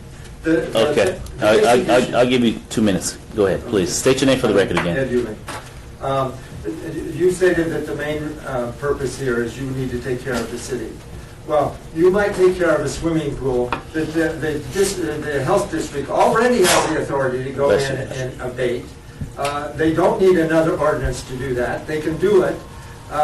But while you're taking care of that swimming pool, you're creating a long-term problem for the residents of this city where they won't be able to get loans. Already they're not able to get loans, and you're going to make it 10 times worse. Thank you, sir. Okay. Anyone else wishing to speak? Please come forward and state your name for the record. Okay. Public comment is closed. At this point, the remainder of the deliberation will be between my co-chairman and I, and any questions that we have for staff or anyone from the audience. Councilman, I'll I've go heard ahead a lot, and open it up. I've had 3 hours of testimony on this now, and I feel confident that this bill is in much better condition than it was when it first came to us. Mr. Chairman, constructive suggestions have been made, and virtually all of them have been adopted, except those that just can't be possibly done. So, I kind of think this bill is ready to move. It's not perfect. No bill ever is when it moves out of a committee, but I believe it is time to move the bill. Now, I don't know if you're ready to accept a motion, or if you would prefer to have more input or clarification from the sponsor. I may give the sponsor a chance to respond to me. If I was going to do anything, I'd probably let him respond to any comments that were made about the government not having the right to get into this sort of business. That would be it for me, Mr. Chairman. The sponsor is way too passionate for me, so I'm going to take a pass on the sponsor. But I do have a question in regards to a couple. I've heard on a couple of occasions from a legal standpoint, and maybe this will open the window for the sponsor or for staff, Val, in regards to the legality, the criminal component. Can you speak to me in relation to that? Whomever can address that, because I'm not 100% there on the legality piece of this ordinance. So help me understand why this is in place and the benefits of this language being proposed here today. The legislature, through statutes and city charters, authorizes cities to adopt ordinances and to enforce those ordinances, gives them tools to do that. The typical tool for being able to enforce that ordinance is to make it a misdemeanor for someone not to follow it. If there's no penalty whatsoever, all it is a suggestion. And so 95% or more of our ordinances that require conduct or prohibit conduct have a criminal penalty associated with them, meaning there's a potential for a misdemeanor citation. But if you will, from an elementary standpoint, for my sake, explain to me what must occur in order for the penalty to kick in. Well, if a person doesn't follow the mandatory requirements of this ordinance, what will happen typically is that Chris Knight or his shop will give them an opportunity to comply before he writes a citation. Mm-hmm. He or anyone else who's given authority under this ordinance to write a citation. If compliance is not obtained, there's the ability to write a citation, meaning someone has a date in municipal court. Okay, so how different is that, Mr. Knight, from what we currently, from what the items that you currently bring before council as far as the civil penalties, fees, and abatements? Well, it would not. Is there a difference? Our process would not be any different, Councilman. I think there's a lot of concern about the criminal penalty in this ordinance. Is there a criminal penalty before us today? It's in every ordinance Okay. that we have, yes, sir. And I think that our objective is not to make criminals out of people. Our objective is to get homes taken care of. Our objective is to get this ordinance complied with. We send notices, we will give due process, we give time frames. We work with people on a regular basis, and it is not the habit, it is not the common practice of the city of Las Vegas just to issue criminal citations and go after people. What we're after is the maintenance of those properties. There is a goal and there is a partnership that we look for in that. There are individuals in extremely rare cases that may require some type of legal action along the lines of criminal. I have not experienced it, and I hope to never experience it. But I think that having that in our ordinance is something that is standard in our ordinances. And our objective is to get the banks to register their properties. If they don't register their properties, to give them the opportunity to register their properties and to work with them to get it done and to work to keep these properties maintained. It is about the quality of the neighborhood. It is not about our interference in anybody's ability to do private sector business. It is about the 800 and some odd cases a year that code enforcement deals with, where property owners vacate properties, we have to go out and we have to do abatements, and we place liens on properties as a result of the public tax dollars that are used to maintain private property. And then trying to get those liens, those property owners leave, the bank then goes to sell it and come to you and say, well, we didn't know. Okay, And so this is to stop that. okay, so the fact that you stated that our standard operating procedure is to basically have this in this ordinance, just as we have in all other ordinances, brings a level of comfort to me knowing that information. We take all other steps that we can Okay, in lieu of that. Mr. Steve. I just wanted to point out that the thing that makes this ordinance different from Mr. Knight's standard process is Mr. Knight, when he does an abatement and brings either a report of expenses to you or he brings a request from a bank asking for a waiver, he has done things that the city can do to achieve compliance. This ordinance is asking for things in advance of that the city can't do. The city doesn't have the ability to register these things. We're asking people to do things in advance of where Chris can do something and then Right. collect money. So to the extent that we're trying to get an earlier handle on things before they come to you, So we're trying to there be has to be proactive. some penalty, and the city cannot do those things Right. and then lien somebody's So, property. so what I'm hearing is this ordinance is a proactive piece of legislation versus Mr. Knight's department being reactive in the sense of bringing those items before the council on a complaint. That's correct. Okay. All right. Then I'm good. Councilman? Entertain a motion. Well, I Well, make well, a motion. well, before you make your motion, I'm going to go ahead and allow my colleague to share a few comments. Thank you, Mr. Chairman. I'm not going to get passionate again. You see, he was coughing, trying to get my attention. Just a couple of points of Yes, sir. clarification in regards to Clark County and the state of Nevada, and I'm going to rely upon Mr. Fellows' comment about NRS 645 and the 60-mile radius issue on records. If we can amend this one more time with those changes in regards to not just Clark County, in regards to property management companies, but a property manager designated pursuant of this section must be located in the state of Nevada. Yeah, I would just change Clark County to Nevada. The rest of it gets, the licensing is already picked up, Okay. and the state law requirement with the records already picks up, the proximity of the records picks up. And I'll make this comment before you guys make a motion. Yes, sir.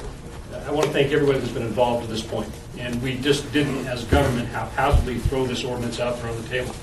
It took a great deal of input from all of the industries involved, including the lending institutions, which I appreciate their involvement as well. But when we have an issue that deals with the public, it is our responsibility as government to deal with that issue for the public for the benefit of the public. There's a blight in our community today that needs to be addressed. And if we do not address this, we are not doing our jobs we were elected to do. I want to make that clear for those folks who don't like more government in their lives. I don't like more government in my life. But the private sector isn't doing it. No one is being accountable for these properties. The character and nature of our neighborhoods continues to decline, and somebody's got to stand up and do the right thing. Thank you, Mr. Chairman. You're welcome. Thank you for the soundbite. And I'm sure that people here would like it. I think. Yeah, Mr. Chairman, the closing statement by the sponsor is excellent. You Yes, really it hit the was. point. It was. Took the words right out of my mouth. Frankly, almost unlimited deregulation of financial institutions, not of the local banks, because they are not the centers here, has partially brought us, if not totally brought us, to the situation we're in that has brought about this recession. And so therefore, I can't subscribe to the idea that government should not be involved in these kinds of things. I think, Mr. Chairman, I'm going to amend, I'm going to move to amend Bill number 2011-39 with the amendment as proposed in the mock-up, the what you call here the proposed, it's a red line bill Red you line. call here. Mm-hmm. And with the additional suggestion from the sponsor, and staff has also agreed legally, that an eighth section or eighth issue would be that we change page 4, line 11 to read Nevada, and instead of Clark County. So with that, then, I move to amend and do pass this bill. With all amendments? Yes, as outlined in the red line. Okay. All in favor of that item? Aye. Aye. So moved. Thank you all so very much. We'll move now to the next line item of business, which is Bill number 2011-42 for a possible action that updates provisions of the municipal code pertaining to the licensing and regulations of massage establishments, sponsored by Stavros Anthony. Staff? Stavros. Give us Good morning. Give us 1 minute. If you just give us 1 minute to Take a breath. take a breath.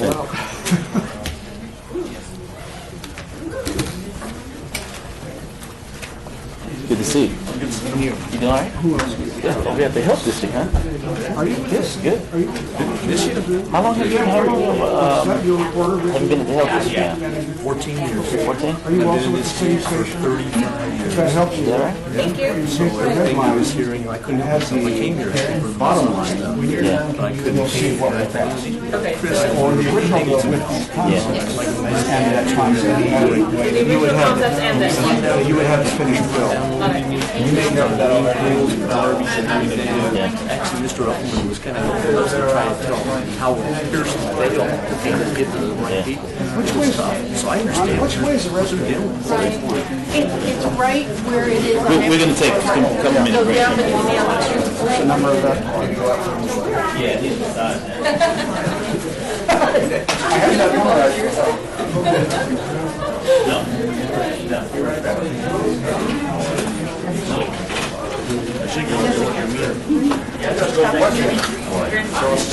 We don't normally, but they just don't let the buildings up.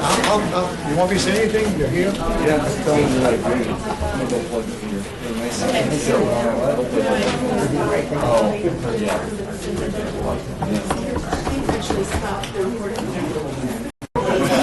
I don't know, massage that'll last longer than that. Okay, great. I see a microphone in the middle of the table, so that means this is going to go another hour and a half.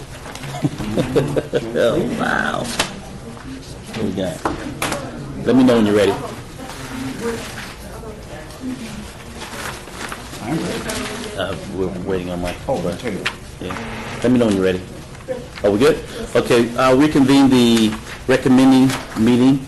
The time now is a little bit after 11:15. And we will now move to bill number 2011-42 for possible action updates provisions of the municipal code pertaining to the licensing and regulations of massage establishments. And this is sponsored by Councilman Stavros Anthony. Staff? Thank you. Karen Delliston, Business Licensing Manager, here on behalf of the councilman today. The massage ordinance that is before you today addresses massage establishments. Under the state law, massage therapists are governed by the State Board of Massage, and these massage establishments are licensed and the rules and regulations established by the local government entities. This proposal before you today provides that specific anatomical areas be covered within a massage establishment during the course of a massage, prohibits false and misleading advertising by massage establishments regarding the training that the licensees or therapists have received, requires each establishment to have a key employee on the premises at all times. The specified key employee must be approved as suitable under the municipal code. It prohibits massage establishments from massages being conducted behind locked doors in establishments, and requires the posting of massage rates within the establishment. It also requires the display of individual licenses and expands the hours that an establishment may operate from the current 8 a.m. to 9 p.m. to the hours of 6 a.m. to 10 p.m. It requires massage establishments to obtain a valid health permit issued by the health district. and clarifies that it is unlawful to engage in or solicit sexual activity during the course of performing a massage or to utilize any video or audio recording devices in the rooms where massages are performed. We did do a business impact statement. We did receive comments, and there have been several amendments that have been made to this to address the independent massage therapists, and I believe Mr. Steve may want to address some of those. Okay, Mr. Steve? Yes.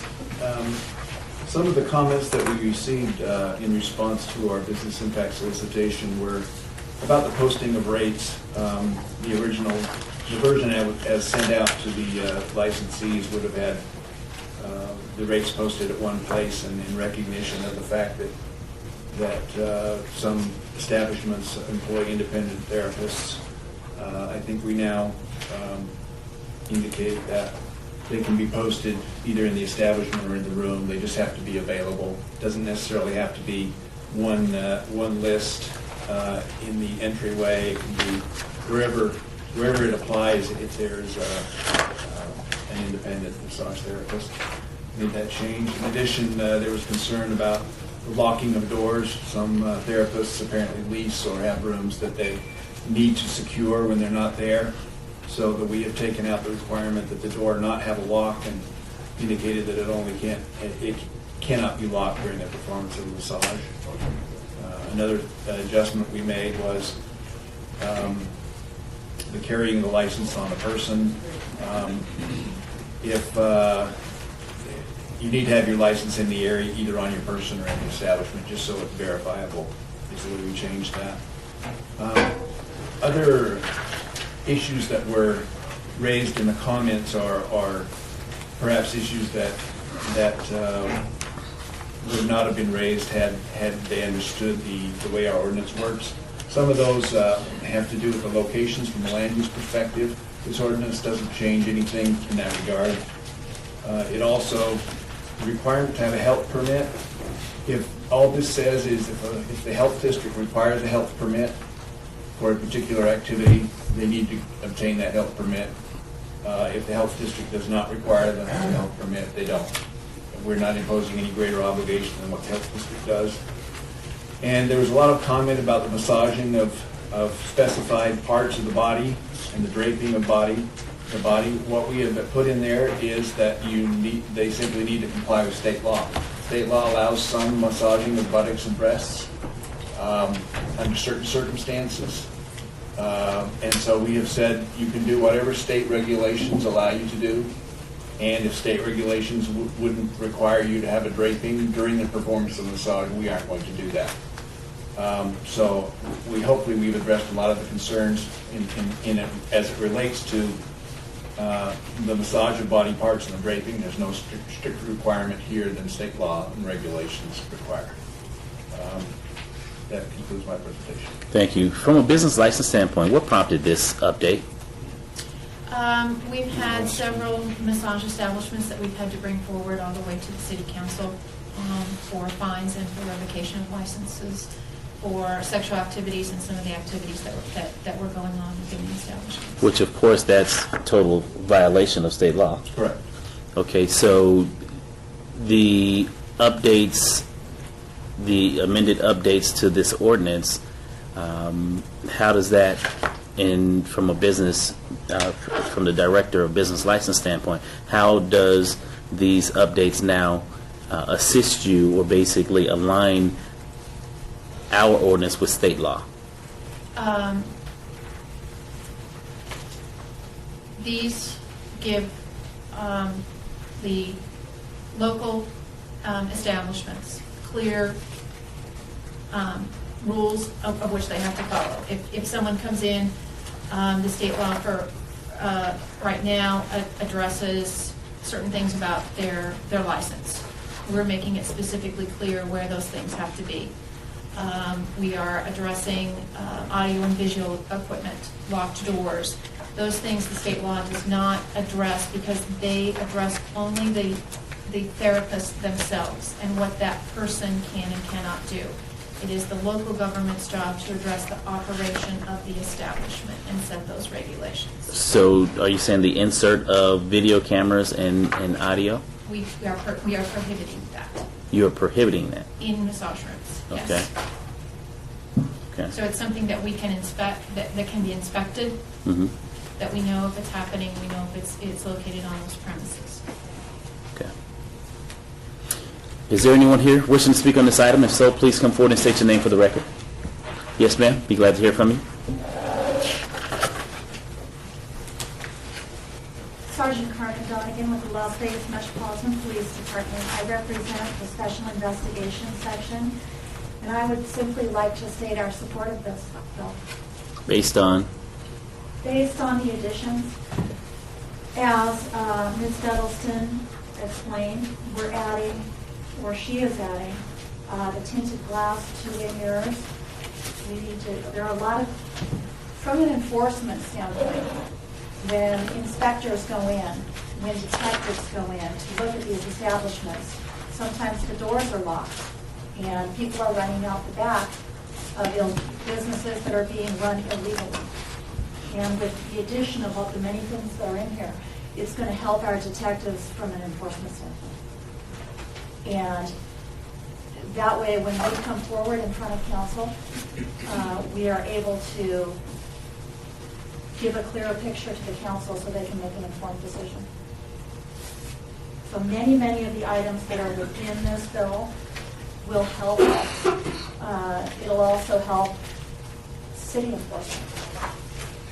And I believe that they're necessary. So, Sergeant, allow me to ask you this question. Is there anything within this ordinance that you feel is left out or something that should be added in addition to? No. From an enforcement standpoint? No. No, we've looked at this for many months. Okay. I appreciate it. Thank you. Thank you. All right. Is there anyone else wishing to speak on this item? If so, please come forward and state your name for the record.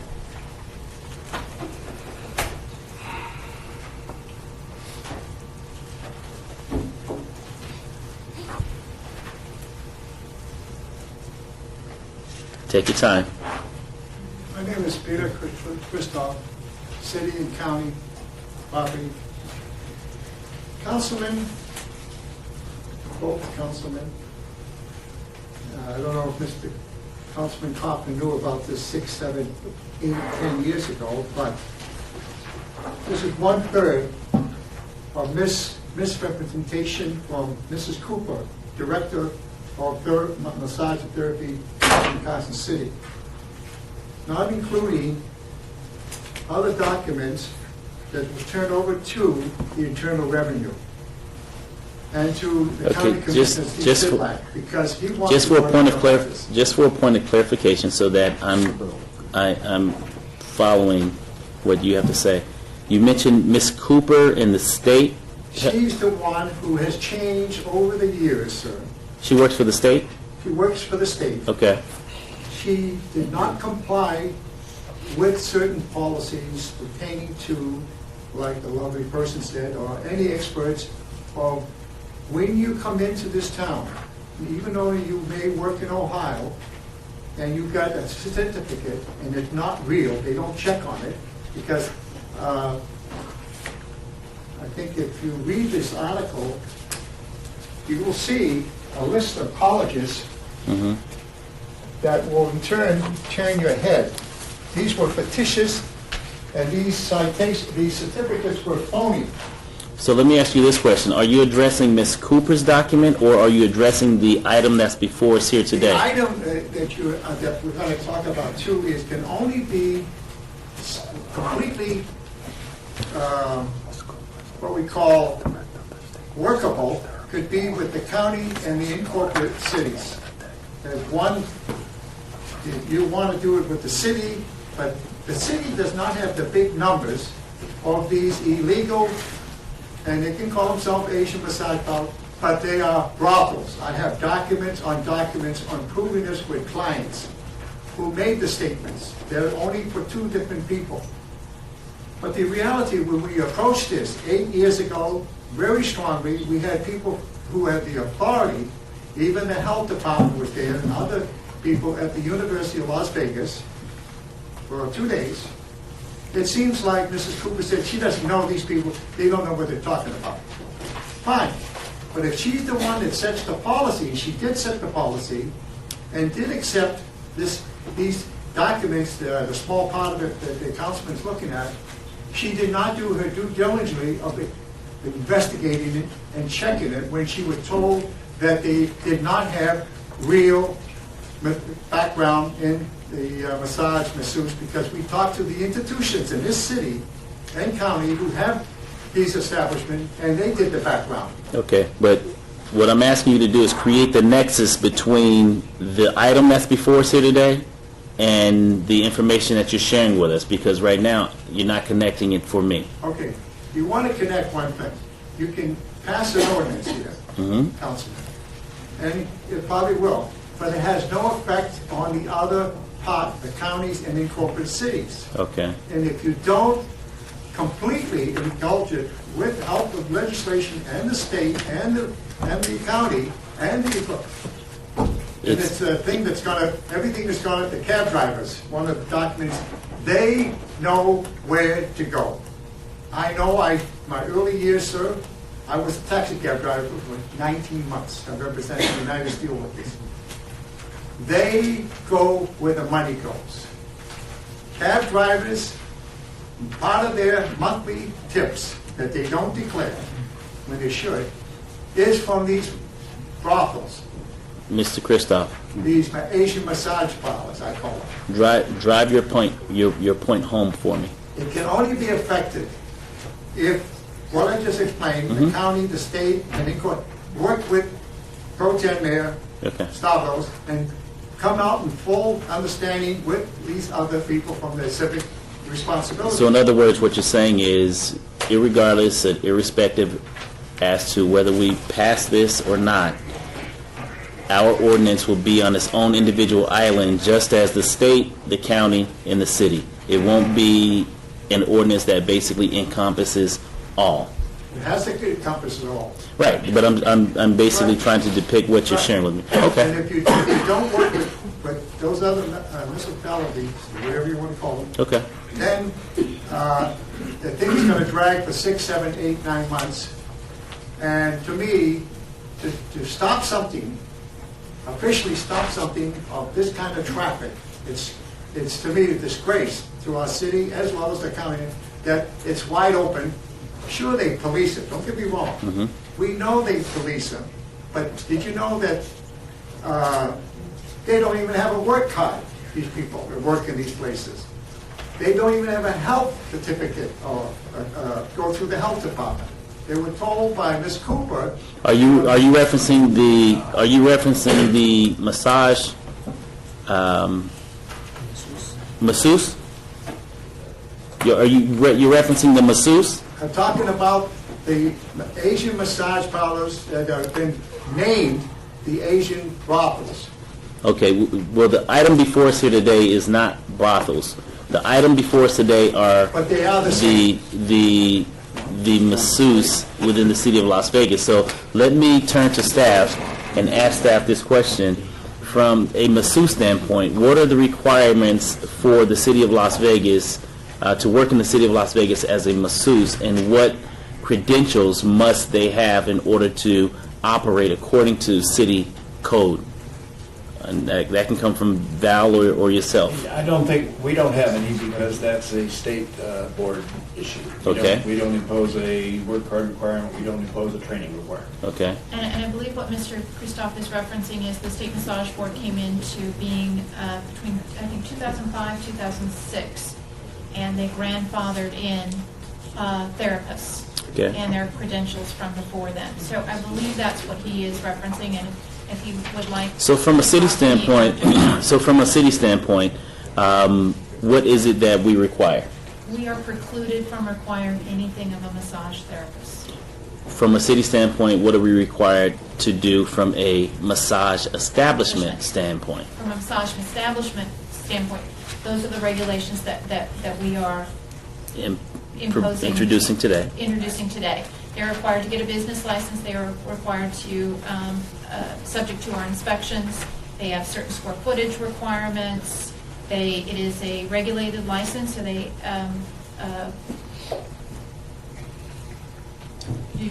for the practitioners. No, we're not going to operate like that. Come forward. State your name for the record. I'm Victoria Rosemore. Thank you. Enforcement Supervisor for Business Licensing. The massage board took ownership of the practitioners October 1st of 2005. Okay. Okay. The city of Las Vegas, we license the actual establishments. Okay. All right. As far as what it takes to apply, a practitioner is a general license with us currently, not a privilege license. An establishment is currently a privilege license. So a practitioner would have to work under an establishment within our jurisdiction. And to obtain a practitioner license, they have to prove they have a state massage license. Okay. That was issued by the board. Once they've proven that, we would issue the practitioner a general license. And that is a state board. Correct. So anything beyond that point, all tweaks to the law must come from a state board or a state level, not a municipal level. Correct. We have Okay. no authority over So I just wanted to practitioners per annum. clear that. Okay, so thank you so very much for that, because it helps set the tone and the framework as to where we are here today. So Mr. Christoph, with having heard that, I need you to stay within the parameter and the framework of the massage establishment that's before this board here today. So do you have any follow-up comments prior to moving on with this item? If we're gonna go with what she says, they can work. We are going to go with what she said. Yes, sir. And then the person who has the business makes notification that she's qualified to get a state license. Am I saying that correct? Say that one more time. Okay, if the person's working in an establishment, The practitioner who's Yes. working in the establishment. right, finds out that she now going through the school and the procedures of the state of Nevada, it costs so many $1,000s to do this. Any professional masseuse and massage have to go through this, and it takes 5 to 6 months plus approximately $5,000 to $10,000. Mr. Christoph, let me stop you. Go ahead. Okay? Do you have any ending comments? The only thing I can say is if a person is working as a practitioner, why does she not have a work card? Okay. Thank you, sir. I appreciate it. No, just say, why they don't have a health card or work card? That will have to be addressed through the state. Well, I think basically it's going to be addressed with the county because I think they will take the lead. Okay. You can come in with your ordinance, but you will not justify the other 90% of the county and the corporate cities because that's the important factor. Thank you. And should the state and the county adjust their ordinances, we will look at those ordinances, and if it applies to the city, then we'll basically make our adjustments from there. And I didn't say that for you to make any more comments to this committee. Let me explain to you. I don't care about what you think or Okay. what you're towards me or what you think about what you're going to do. I understand. Okay. This is the gross federal and state law. People are coming in, working these places with visas. Visas. They are not here legitimate, but they're here as tourism. Thank you, They're Mr. working like Christoph. 5 or 6 months and then they disappear. Thank you, sir. But you're not into that, so I think you didn't do your homework, Councilman. Thank you. And as I say, you can drag this on and you can talk about it. You can put the ordinance in, but it won't affect the other 90%. Thank you, sir. Because they will move over to those areas, and that's where the cab drivers will go. Thank you, sir. Thank you very much. Anyone else wishing to speak on this item, please come forward and state your name for the record, of course. Stay on the bill, for God's sakes. Right.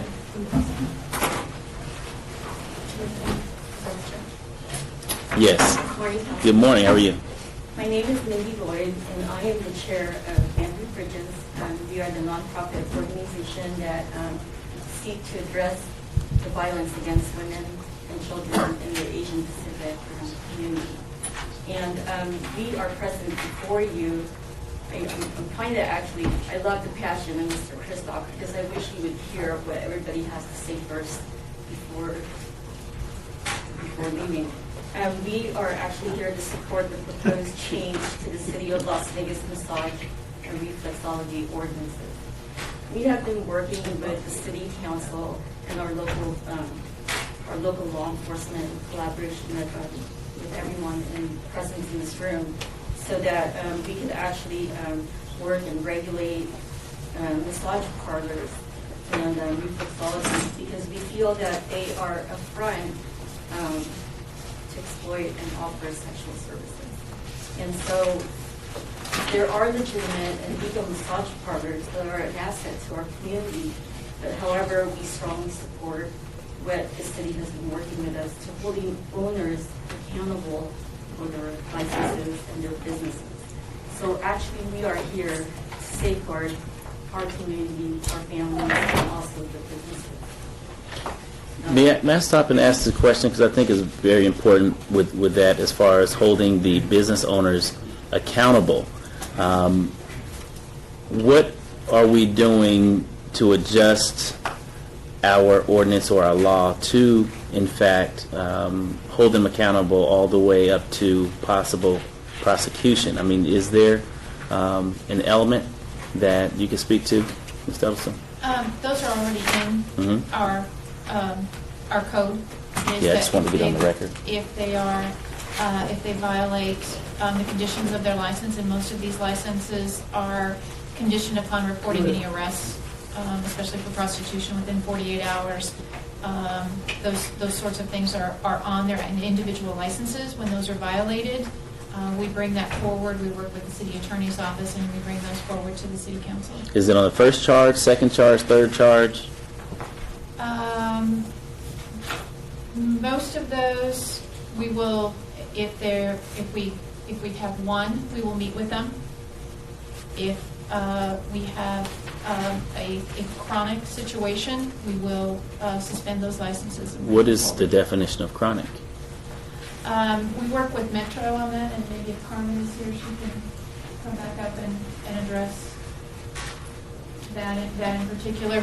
Those operations are performed by Metro, so they go in undercover or with the State Massage Board and bring those cases to us. They issue a notice of violation to the establishments and bring those cases to us.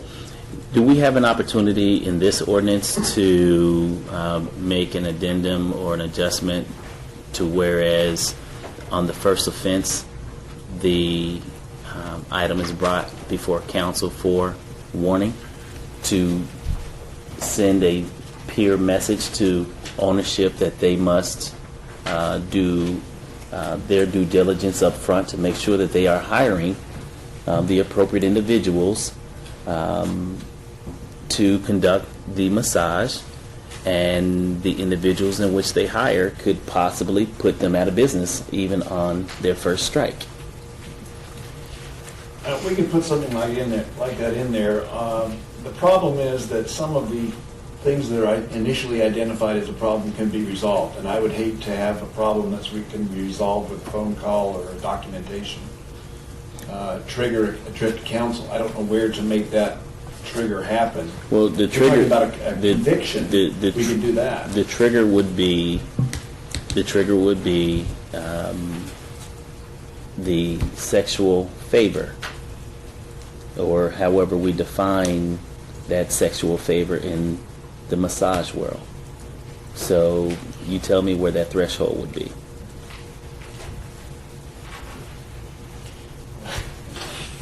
That's not my area of expertise, obviously. I don't mean to put you on the spot, but I can tell you that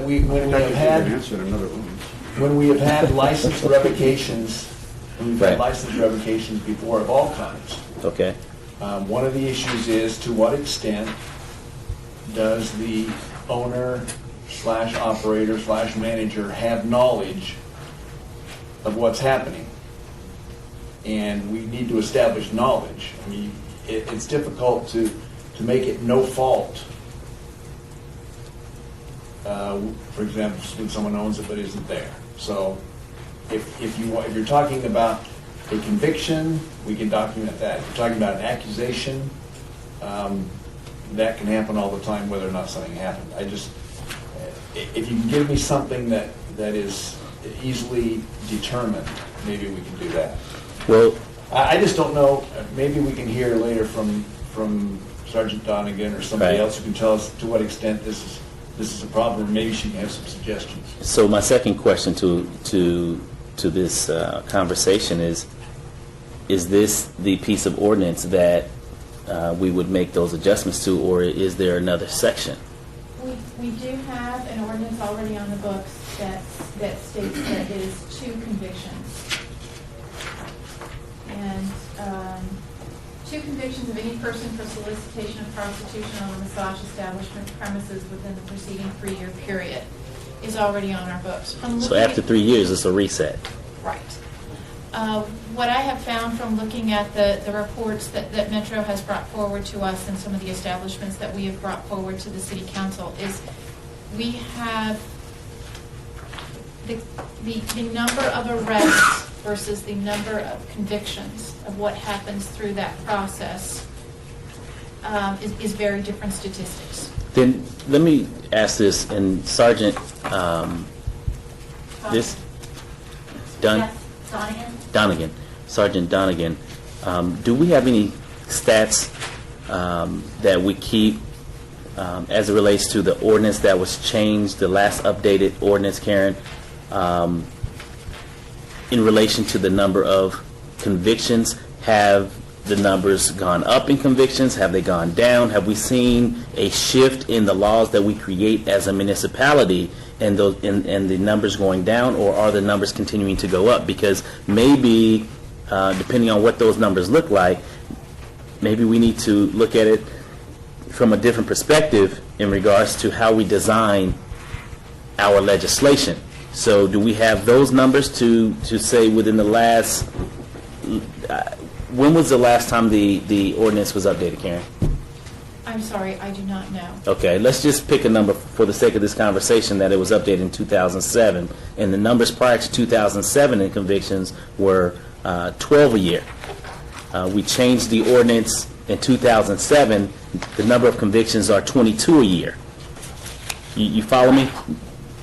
So maybe our legislation is not accurate. So I want to know, I want to see the numbers. I want to see the statistical numbers in order to determine whether or not what policy we're putting in place is actually making a difference for the sake of our community and law enforcement who has to go in and conduct these investigations and bring these convictions forward. And on page 5 of this proposal, we are removing that 3-year period. Okay, that's a good step. It appears that our last code change was in 2008. Within the statistics, my team does monitor the convictions, the citations that are issued by Metro, and the vice operations. So you said 2008? 2008 So it's 3 years? So what I would like to see is 3 years prior. So I would like to see the data from 2005 to 2008, and from 2008 to, well, we're now approaching December, to 2011, and actually see what those numbers look like as far as if they're remain flatline, or if in fact the numbers have gone down or ticked up. I would like to see that. Yes, ma'am. I'm sorry, Mindy. That's okay. I have in front of me a couple of letters of support. One is from the Filipino American Heritage Foundation, from Dr. Ronaldo Aragon, Jr. On behalf of the Executive Board and volunteers of the Filipino American Heritage Foundation of Nevada, we would like to extend our support to Bamboo Bridges in their quest to enforce fair and rightful policies against human trafficking in the state of Nevada. And another letter comes from Robert Henry, our president of the Filipino American Chamber of Commerce. I am a local businessman and the president of the Filipino American Chamber of Commerce of Greater Nevada. My family and I moved into our home in Las Vegas in 2002. Since then, the population in the valley has doubled. Our concern is that our ordinances keep up with the growth. The reflexology industry has demonstrated history of abuses regarding prostitution and human trafficking.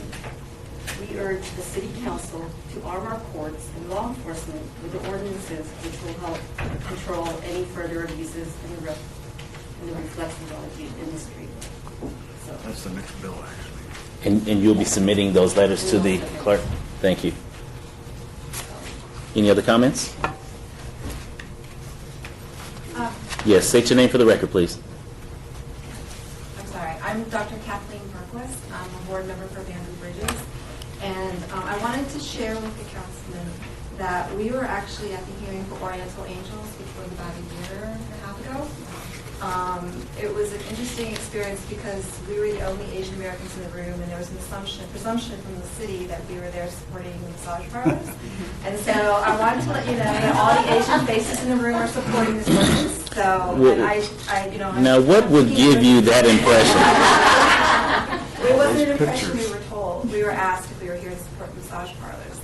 So at the previous meeting. So I just wanted to sort of put that on the table. And I also wanted to let you know that we have been working closely with Mayor Pro Tem Anthony to craft this piece of ordinance, and with the Business Licensing Office, and we have been so happy that the city has been willing to consider making these changes. Our goal here is to help you to understand the connection between massage parlors and the massage industry here, or I should say massage establishments, and exploitation and human trafficking. I just wanted to share this with you. This is our motto. It says, if you want a happy ending, stop human trafficking. And we have some here who might want one. But so to be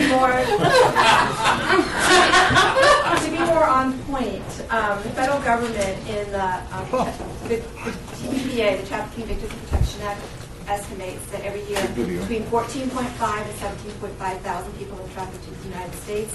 Las Vegas, depending on which researcher you're listening to, estimates that Las Vegas is either the third largest hub in the United States for human trafficking internationally, or the seventh. So it really doesn't matter. What is important to us as a community is that Asian women are the highest representation of that group in human trafficking, and it's a no-brainer for us to look down at the Asian massage parlors. But having said that, I also want to say that this ordinance is not just about the Asian massage parlors, it's about the massage industry, and really supporting the massage industry and being professional and creating standards that increase the professionality of that business, right? So we really want the council to understand that in all the metropolitan centers across the United States, in almost all 50 states, there have been cases of human trafficking through massage parlors, and I am sure that Las Vegas is not an exception. And so we believe these ordinances will help limit the possibility of women being exploited. Thank you. I appreciate that. Thank you for your goodwill. Okay. Is there anyone else wishing to speak on this item? If so, please come forward and state your name for the record. My name is Rosita Lee, and I am with several organizations here in Las Vegas. I've been here for a little more than 32 years as a resident of Las Vegas, and I have seen the proliferation and the growth of massage parlors, and now more so with reflexology. I see them popping up in almost every district. There's even in the hotels now as legitimate businesses, and that is fine because reflexology is wonderful if you get the treatment and you get the treatment right. What I am concerned about, and I say this, that I definitely support this ordinance that is being brought up, and also I would like to see that the council works not only within the city, but with the county and with the state, because the massage parlors are a reflection of our state of Nevada, and the reflection is such that, as the gentleman who passionately spoke to us today, it is not a good reflection. So what I would like to see happen is that those who are elected to office see to it that we no longer have that reputation where people can come from all over the world to open up an industry or a business such as this, and we need to be able to control them. We need to be able to be there to monitor and to be sure that the ordinances are kept and that the laws are kept. We can no longer just leave it up to somebody else to do it. And I am very passionate in that because I love the state of Nevada. I come from Hawaii, and I love Hawaii as well. And I would like to see our state shine in the eyes of the world. And I really would like to have this ordinance passed when you do have your council meeting. Okay. Thank you for this. Thank you so very much. Okay. Is there anyone else wishing to speak on this item? If so, please come forward and state your name for the record. Massage not Can I just say something really reflects on quick? it. This is Catherine Burgess. Yes, real quick. Yeah, I just wanted to tell you that Rosita Lee is a commissioner on the White House Initiative on Asian Pacific American Islander Affairs. So she has national stage as well. So Thank you so very much. And we're very familiar with Miss Lee. Mr. Chairman? Yes. Yes. Mr. Chairman, Yes, sir. I don't know who else is going to testify, but just want to make sure people don't confuse the two bills remaining here today. The second bill is on reflexology, not the current one we're talking about. This is strictly massage. Thank you for that clarification. My name is Michael Smith, Vice Chairman of the State Board of Massage Therapy. I'd just like to say thanks for all your work. You guys have been great working with, and I'm glad we can actually start to coordinate our efforts between state and local entities. Both staffs on all sides have done wonderful jobs, and I just have to say we have no objections to any of the proposals being made out. We appreciate that. Thank you.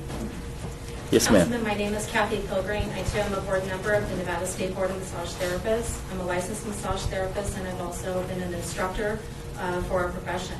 And I too support the changes that are made.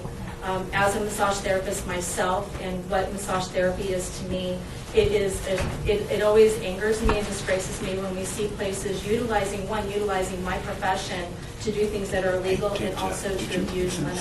And I am excited that all of us can work together, because that's what it's going to take to make a change and to stop what's happening. I also want to note, in reference to the gentleman earlier who was so passionate about really what's happening. The schools that are listed that you see on our board that have been investigated was due to the state of Nevada's Board of Massage Therapy. It was due to our efforts in bringing them to the National Certification Board of Massage Therapy and Body Workers that schools began to be investigated, as well as with the commission in California. It is because of our state we have been commended for the things in our investigations and what we have noticed in the people who have come before us with education that really is not education. There were diplomas that were paid for. And working within our legal parameters, we did the best that we could do. And we took those steps. And that is something that we as a state can take great pride in, that list grows every single meeting that we have every 2 months. There is at least 1 to 2 more schools that are added that have been found to falsify diplomas. I appreciate your efforts in controlling this, that we can work together to support a profession that is something that is near and dear to my heart, is something that I love. It is something that should be therapeutic and beneficial to the public, and that is an efforts in which it should be done. And I appreciate all of you for doing this. Thank you. Kathy and Mike, thank you so very much. Michael, thank you so very much for coming and speaking on this item as well. It's our pleasure, sir. Okay. Is there anyone else wishing to speak on this item? If so, please come forward and state your name for the record.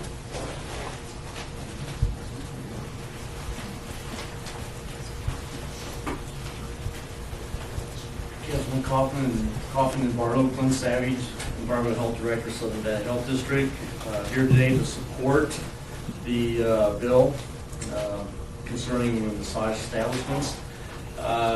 Just briefly, back in around 2008, the Health District, along with members of code enforcement business license throughout the valley, started working on regulations. We had a draft set of regulations. At that time, the state massage therapy group decided to enact their own regulations. I'm not sure if it's been codified yet, but they did so. At that time, our efforts came to a screeching halt. Some of the concerns that the ladies brought up as far as illegal activities out there, I can personally attest to that because I was out in the field seeing some of the things that were going on back in behind movable walls, in which young ladies were allowed to sleep there, eat there, whatever, and it was definitely a form of trafficking, human trafficking, back in what I again saw back in 2007 and 2008. I believe that this is a first step of many other jurisdictions hopefully following your lead and taking a look at this whole issue. It's my understanding the city of Henderson's going to be doing something in the month of December. I'm going to be talking about that.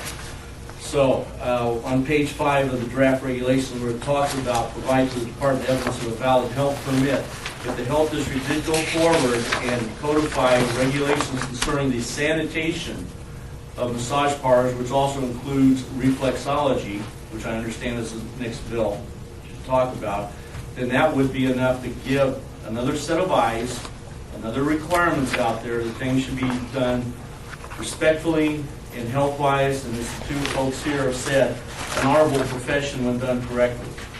I can tell you that, again, in our discussions back in 2008, that was part of the concern we had, was that we had many professionals wanting to do things right, and then, of course, then we have this other outlying group who is taking advantage of young women, and that's unfortunate in that we're faced with. And then those conditions in which we saw were far from sanitary, and again, were horrible. They're just flat out horrible. So, we're good with this ordinance. We think it's the right step, and we hope that Mr. Barlow and Mr. Kaufman will also encourage Board of Health members, Tarkanian and Anthony, to gently push our Board of Health to take a look at that overall area, which is Clark County, which could be better defined in a Board of Health regulation concerning sanitation of massage parlors. I appreciate that. I don't believe that we would need to push Councilman Anthony, being that he's the sponsor of this bill, but we can most definitely work with Councilwoman Tarkanian. Thank you so very much. Yes, anyone else wishing to speak on this item, please come forward and state your name for the record. Yes, ma'am. Be glad to hear from you. Hi, my name is Annette Scott, and I'm the Director of Program Services of the Shade Tree. As part of the services we provide, we work with individuals with economic issues, victims of domestic violence, and human trafficking. And I wanted to mention that I've also been a victim advocate for the last 15 years in this community. I think this ordinance is a huge step in the right direction. I know we have a lot of work to still do, so I just want to put in and say thank you and give our support. You're welcome. Thank you so very much for coming out. Anyone else wishing to speak on this item? Yes, sir. Welcome back. Thank you. Yes, my name is Ed Hewlin. I think people have cause and effect mixed up here. It appears as if the goal of all this is to reduce human trafficking, to reduce child prostitution, to reduce street prostitution, to reduce these other issues. But it isn't prostitution that creates these problems. It is the disallowment. How do you say that? The outline of prostitution that creates the children on the street doing prostitution. It's the outline of prostitution that creates the abuse of women, and it's the outline of prostitution that creates the human trafficking. So anything, let's get our causes and effects straightened out. If we want to reduce human trafficking, if we want to make the massage industry more professional in the way it conducts itself, then legalize prostitution. That's what you can do to solve all these problems.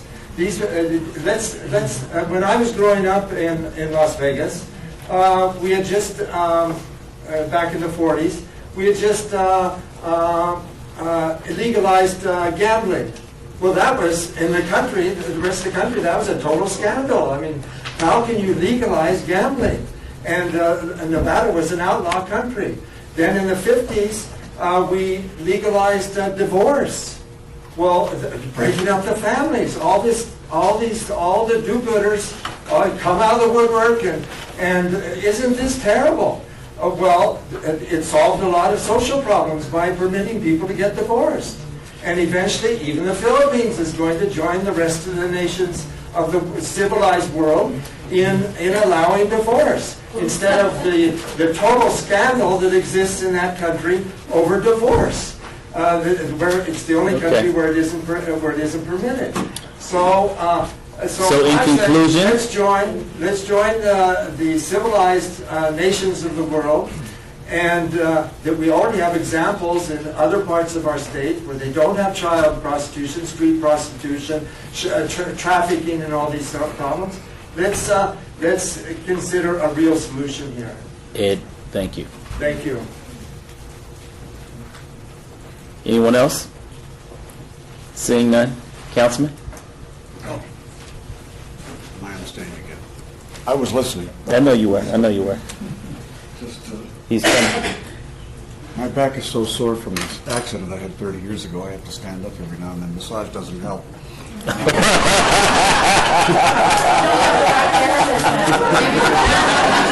We have a mobile therapist in there to make sure that you're happy at the end. Oh, wait, watch the happy word. Oh, my bad, my bad. That's all right. I'm sorry. I move to pass. All in favor? Aye. So moved. Bill number 2011-43 for possible action updates chapter 6.69 of the, and it's interesting, 6.69. Okay. Of the municipal code pertaining to the licensing and regulations of reflexology, sponsored by Councilman Stavros Anthony. Staff? Thank you. For the record, Karen Delson, Business Licensing Manager. In brief, the ordinance text amendments that we're proposing for reflexology near the massage establishment, proposed ordinance that we just explained in detail. Since the city and not the state regulates both reflexologists and the reflexology establishment, the ordinance specifies definitions for sexual activity instead of referencing the state law. You'll find those definitions actually in this proposed ordinance. In addition, you will also find a new standard for obtaining a license, which is a reflexology school that has been accredited by an independent National Reflexology Association as the local standard that we would apply for therapists, reflexology therapists wanting to get a license with the city. Okay. Those are my comments. Thank you so very much. I have a question. Yes, sir. Well, let me ask you this, Karen. Looking at my notes here, it indicated that we didn't get any responses from licensees. No, we did do a business impact statement, and we did not receive any comments on the reflexology ordinance at all.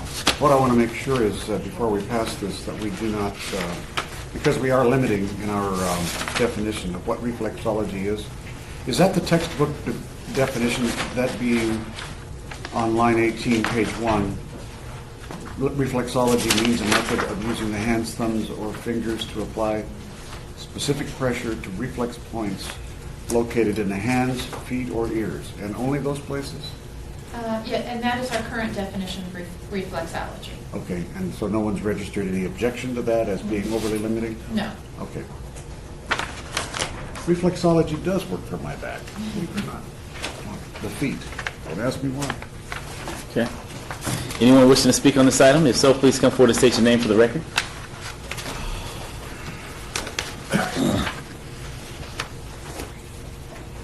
Sergeant Carmen Donegan with Las Vegas Metropolitan Police Department Special Investigations Section. We are also in support of this bill for the following reasons.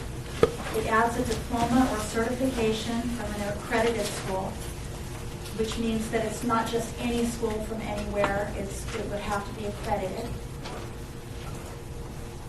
It adds a health permit for each reflexology establishment.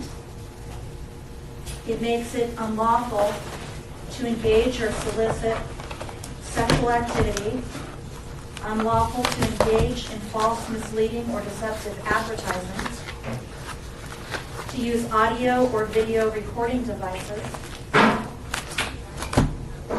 remove clothing, and this is especially important when detectives do go in there. Oftentimes, people are there to have their feet rubbed or their earlobes, and they're completely undressed. It also limits the hours of operation for reflexology alcohol service from 6 a.m. to 10 p.m. And that's all. Thank you. Anyone else wishing to speak on this item, please come forward. I'm sorry, I should have asked her a question. Yes. Sergeant Yes. Donegan? Yes. Yeah, you don't have to leave, Glenn, you sit down. Sergeant Donegan, just on the record again, how many licensed reflexology instruction places are there? Because, you know, I don't know how many we have, and do we, I don't I don't want to adversely impact, limit, restrict entry into this profession. In other words, to be licensed. The exact number I do not have. Karen, do you have numbers for the? Karen Delston, Business Licensing Manager, again, for the record. We have done some research. There is a National Reflexology Association that does investigate and accredit schools. There are none currently in the state of Nevada. I don't believe, from talking to the State Massage Board, that there are any reflexology schools of any kind in the state of Nevada. There are a couple in California. It does restrict many of the schools and the diplomas that we have had issues with throughout the valley, not just city business licensing, but we do get together on a regular occasion to compare notes and to look at some of these diplomas that are being presented for licensing in trying to determine whether they are legitimate or not, and finding that many of them are not legitimate. And in researching those schools, they are not accredited by the National Reflexology Association. Just trying to see, make sure we don't unintentionally actually retard the profession in some way or another, you know, that might be being practiced by people now who conceivably could not have graduated from one of those institutions. Yeah. They might be recognized as being in the profession now and being capable of doing this well and doing it legally and so on. And these would be for licenses going forward. They're not going to impact the existing license. Thank you. Thank you. Yes, sir. For the record, Glenn Samuelson, Nevada Health District Environmental Health Director. Thank you again for allowing me to speak today. I find that the definition is very, very needed and necessary, again, based upon investigations I was involved with Metro and business license in the past. One occurrence was going into a facility that was not very legitimate and found a disrobed gentleman. And I asked the person, the reflexologist, I did not realize that they would have to be unclothed to receive such treatment. I thought it was the hands and feet and around the ears, and also wondered why they were using a certain lubricant from a gentleman's club from next door. So it is interesting in how we define things and what the scope of our activities and bills that we go forward with, so it is important for that definition. And then just real close, in closing, again, we support this bill, and it's our hope that, again, working with the city be the first step of coming together and putting a full together universal kind of regulation in the future. And as far as reflexology, I do agree with staff that our findings a few years ago was not really a school that was out in California, mainly with some of the areas. Again, those might have been questionable, whether or not those were legitimate schools themselves. And again, that's going to be an interesting task, I think, ahead for staff to herd out the legitimate schools and the ones that are not. Good deal. Thank you. Anyone else wishing to speak on this item? If so, please come forward and state your name for the record. Seeing none? The sponsor of the bill is here. Councilman, good to see you. Is there anything that you would like to share in relation to the bill that you're sponsoring, sir? If so, please come forward and state your name for the record. Sure. It's a reflexology bill. Reflexology and massage, if you would like to speak on it as well. Okay. The happy ending piece. Thank you, Mr. Chair. My name is Stavros Anthony, Las Vegas City Council, and I just want to thank everybody from the city of Las Vegas, Karen and Glenn, and folks from Bamboo Bridges. There was a lot of people involved in putting this ordinance together. It kind of started out with the conversation between myself and some folks that were very interested in having an impact on human trafficking here in Las Vegas. And this is just one way that we're going to do that. And I believe that this particular ordinance, both for the massage therapy and for the reflexology, from what I've heard and talking to folks, it's not going to impact legitimate businesses. But if a business is being set up to traffic women from other countries, bring them here to put them up in a business where they're going to be set up in a supposedly a massage therapy or reflexology business, and it's not going to be that. It's going to be for prostitution purposes. We're going to be in a position where the city of Las Vegas and partnering with the health district is going to be able to put those places out of business. And in conjunction with Metro, when it comes to actually enforcing this. So I think this is going to be a long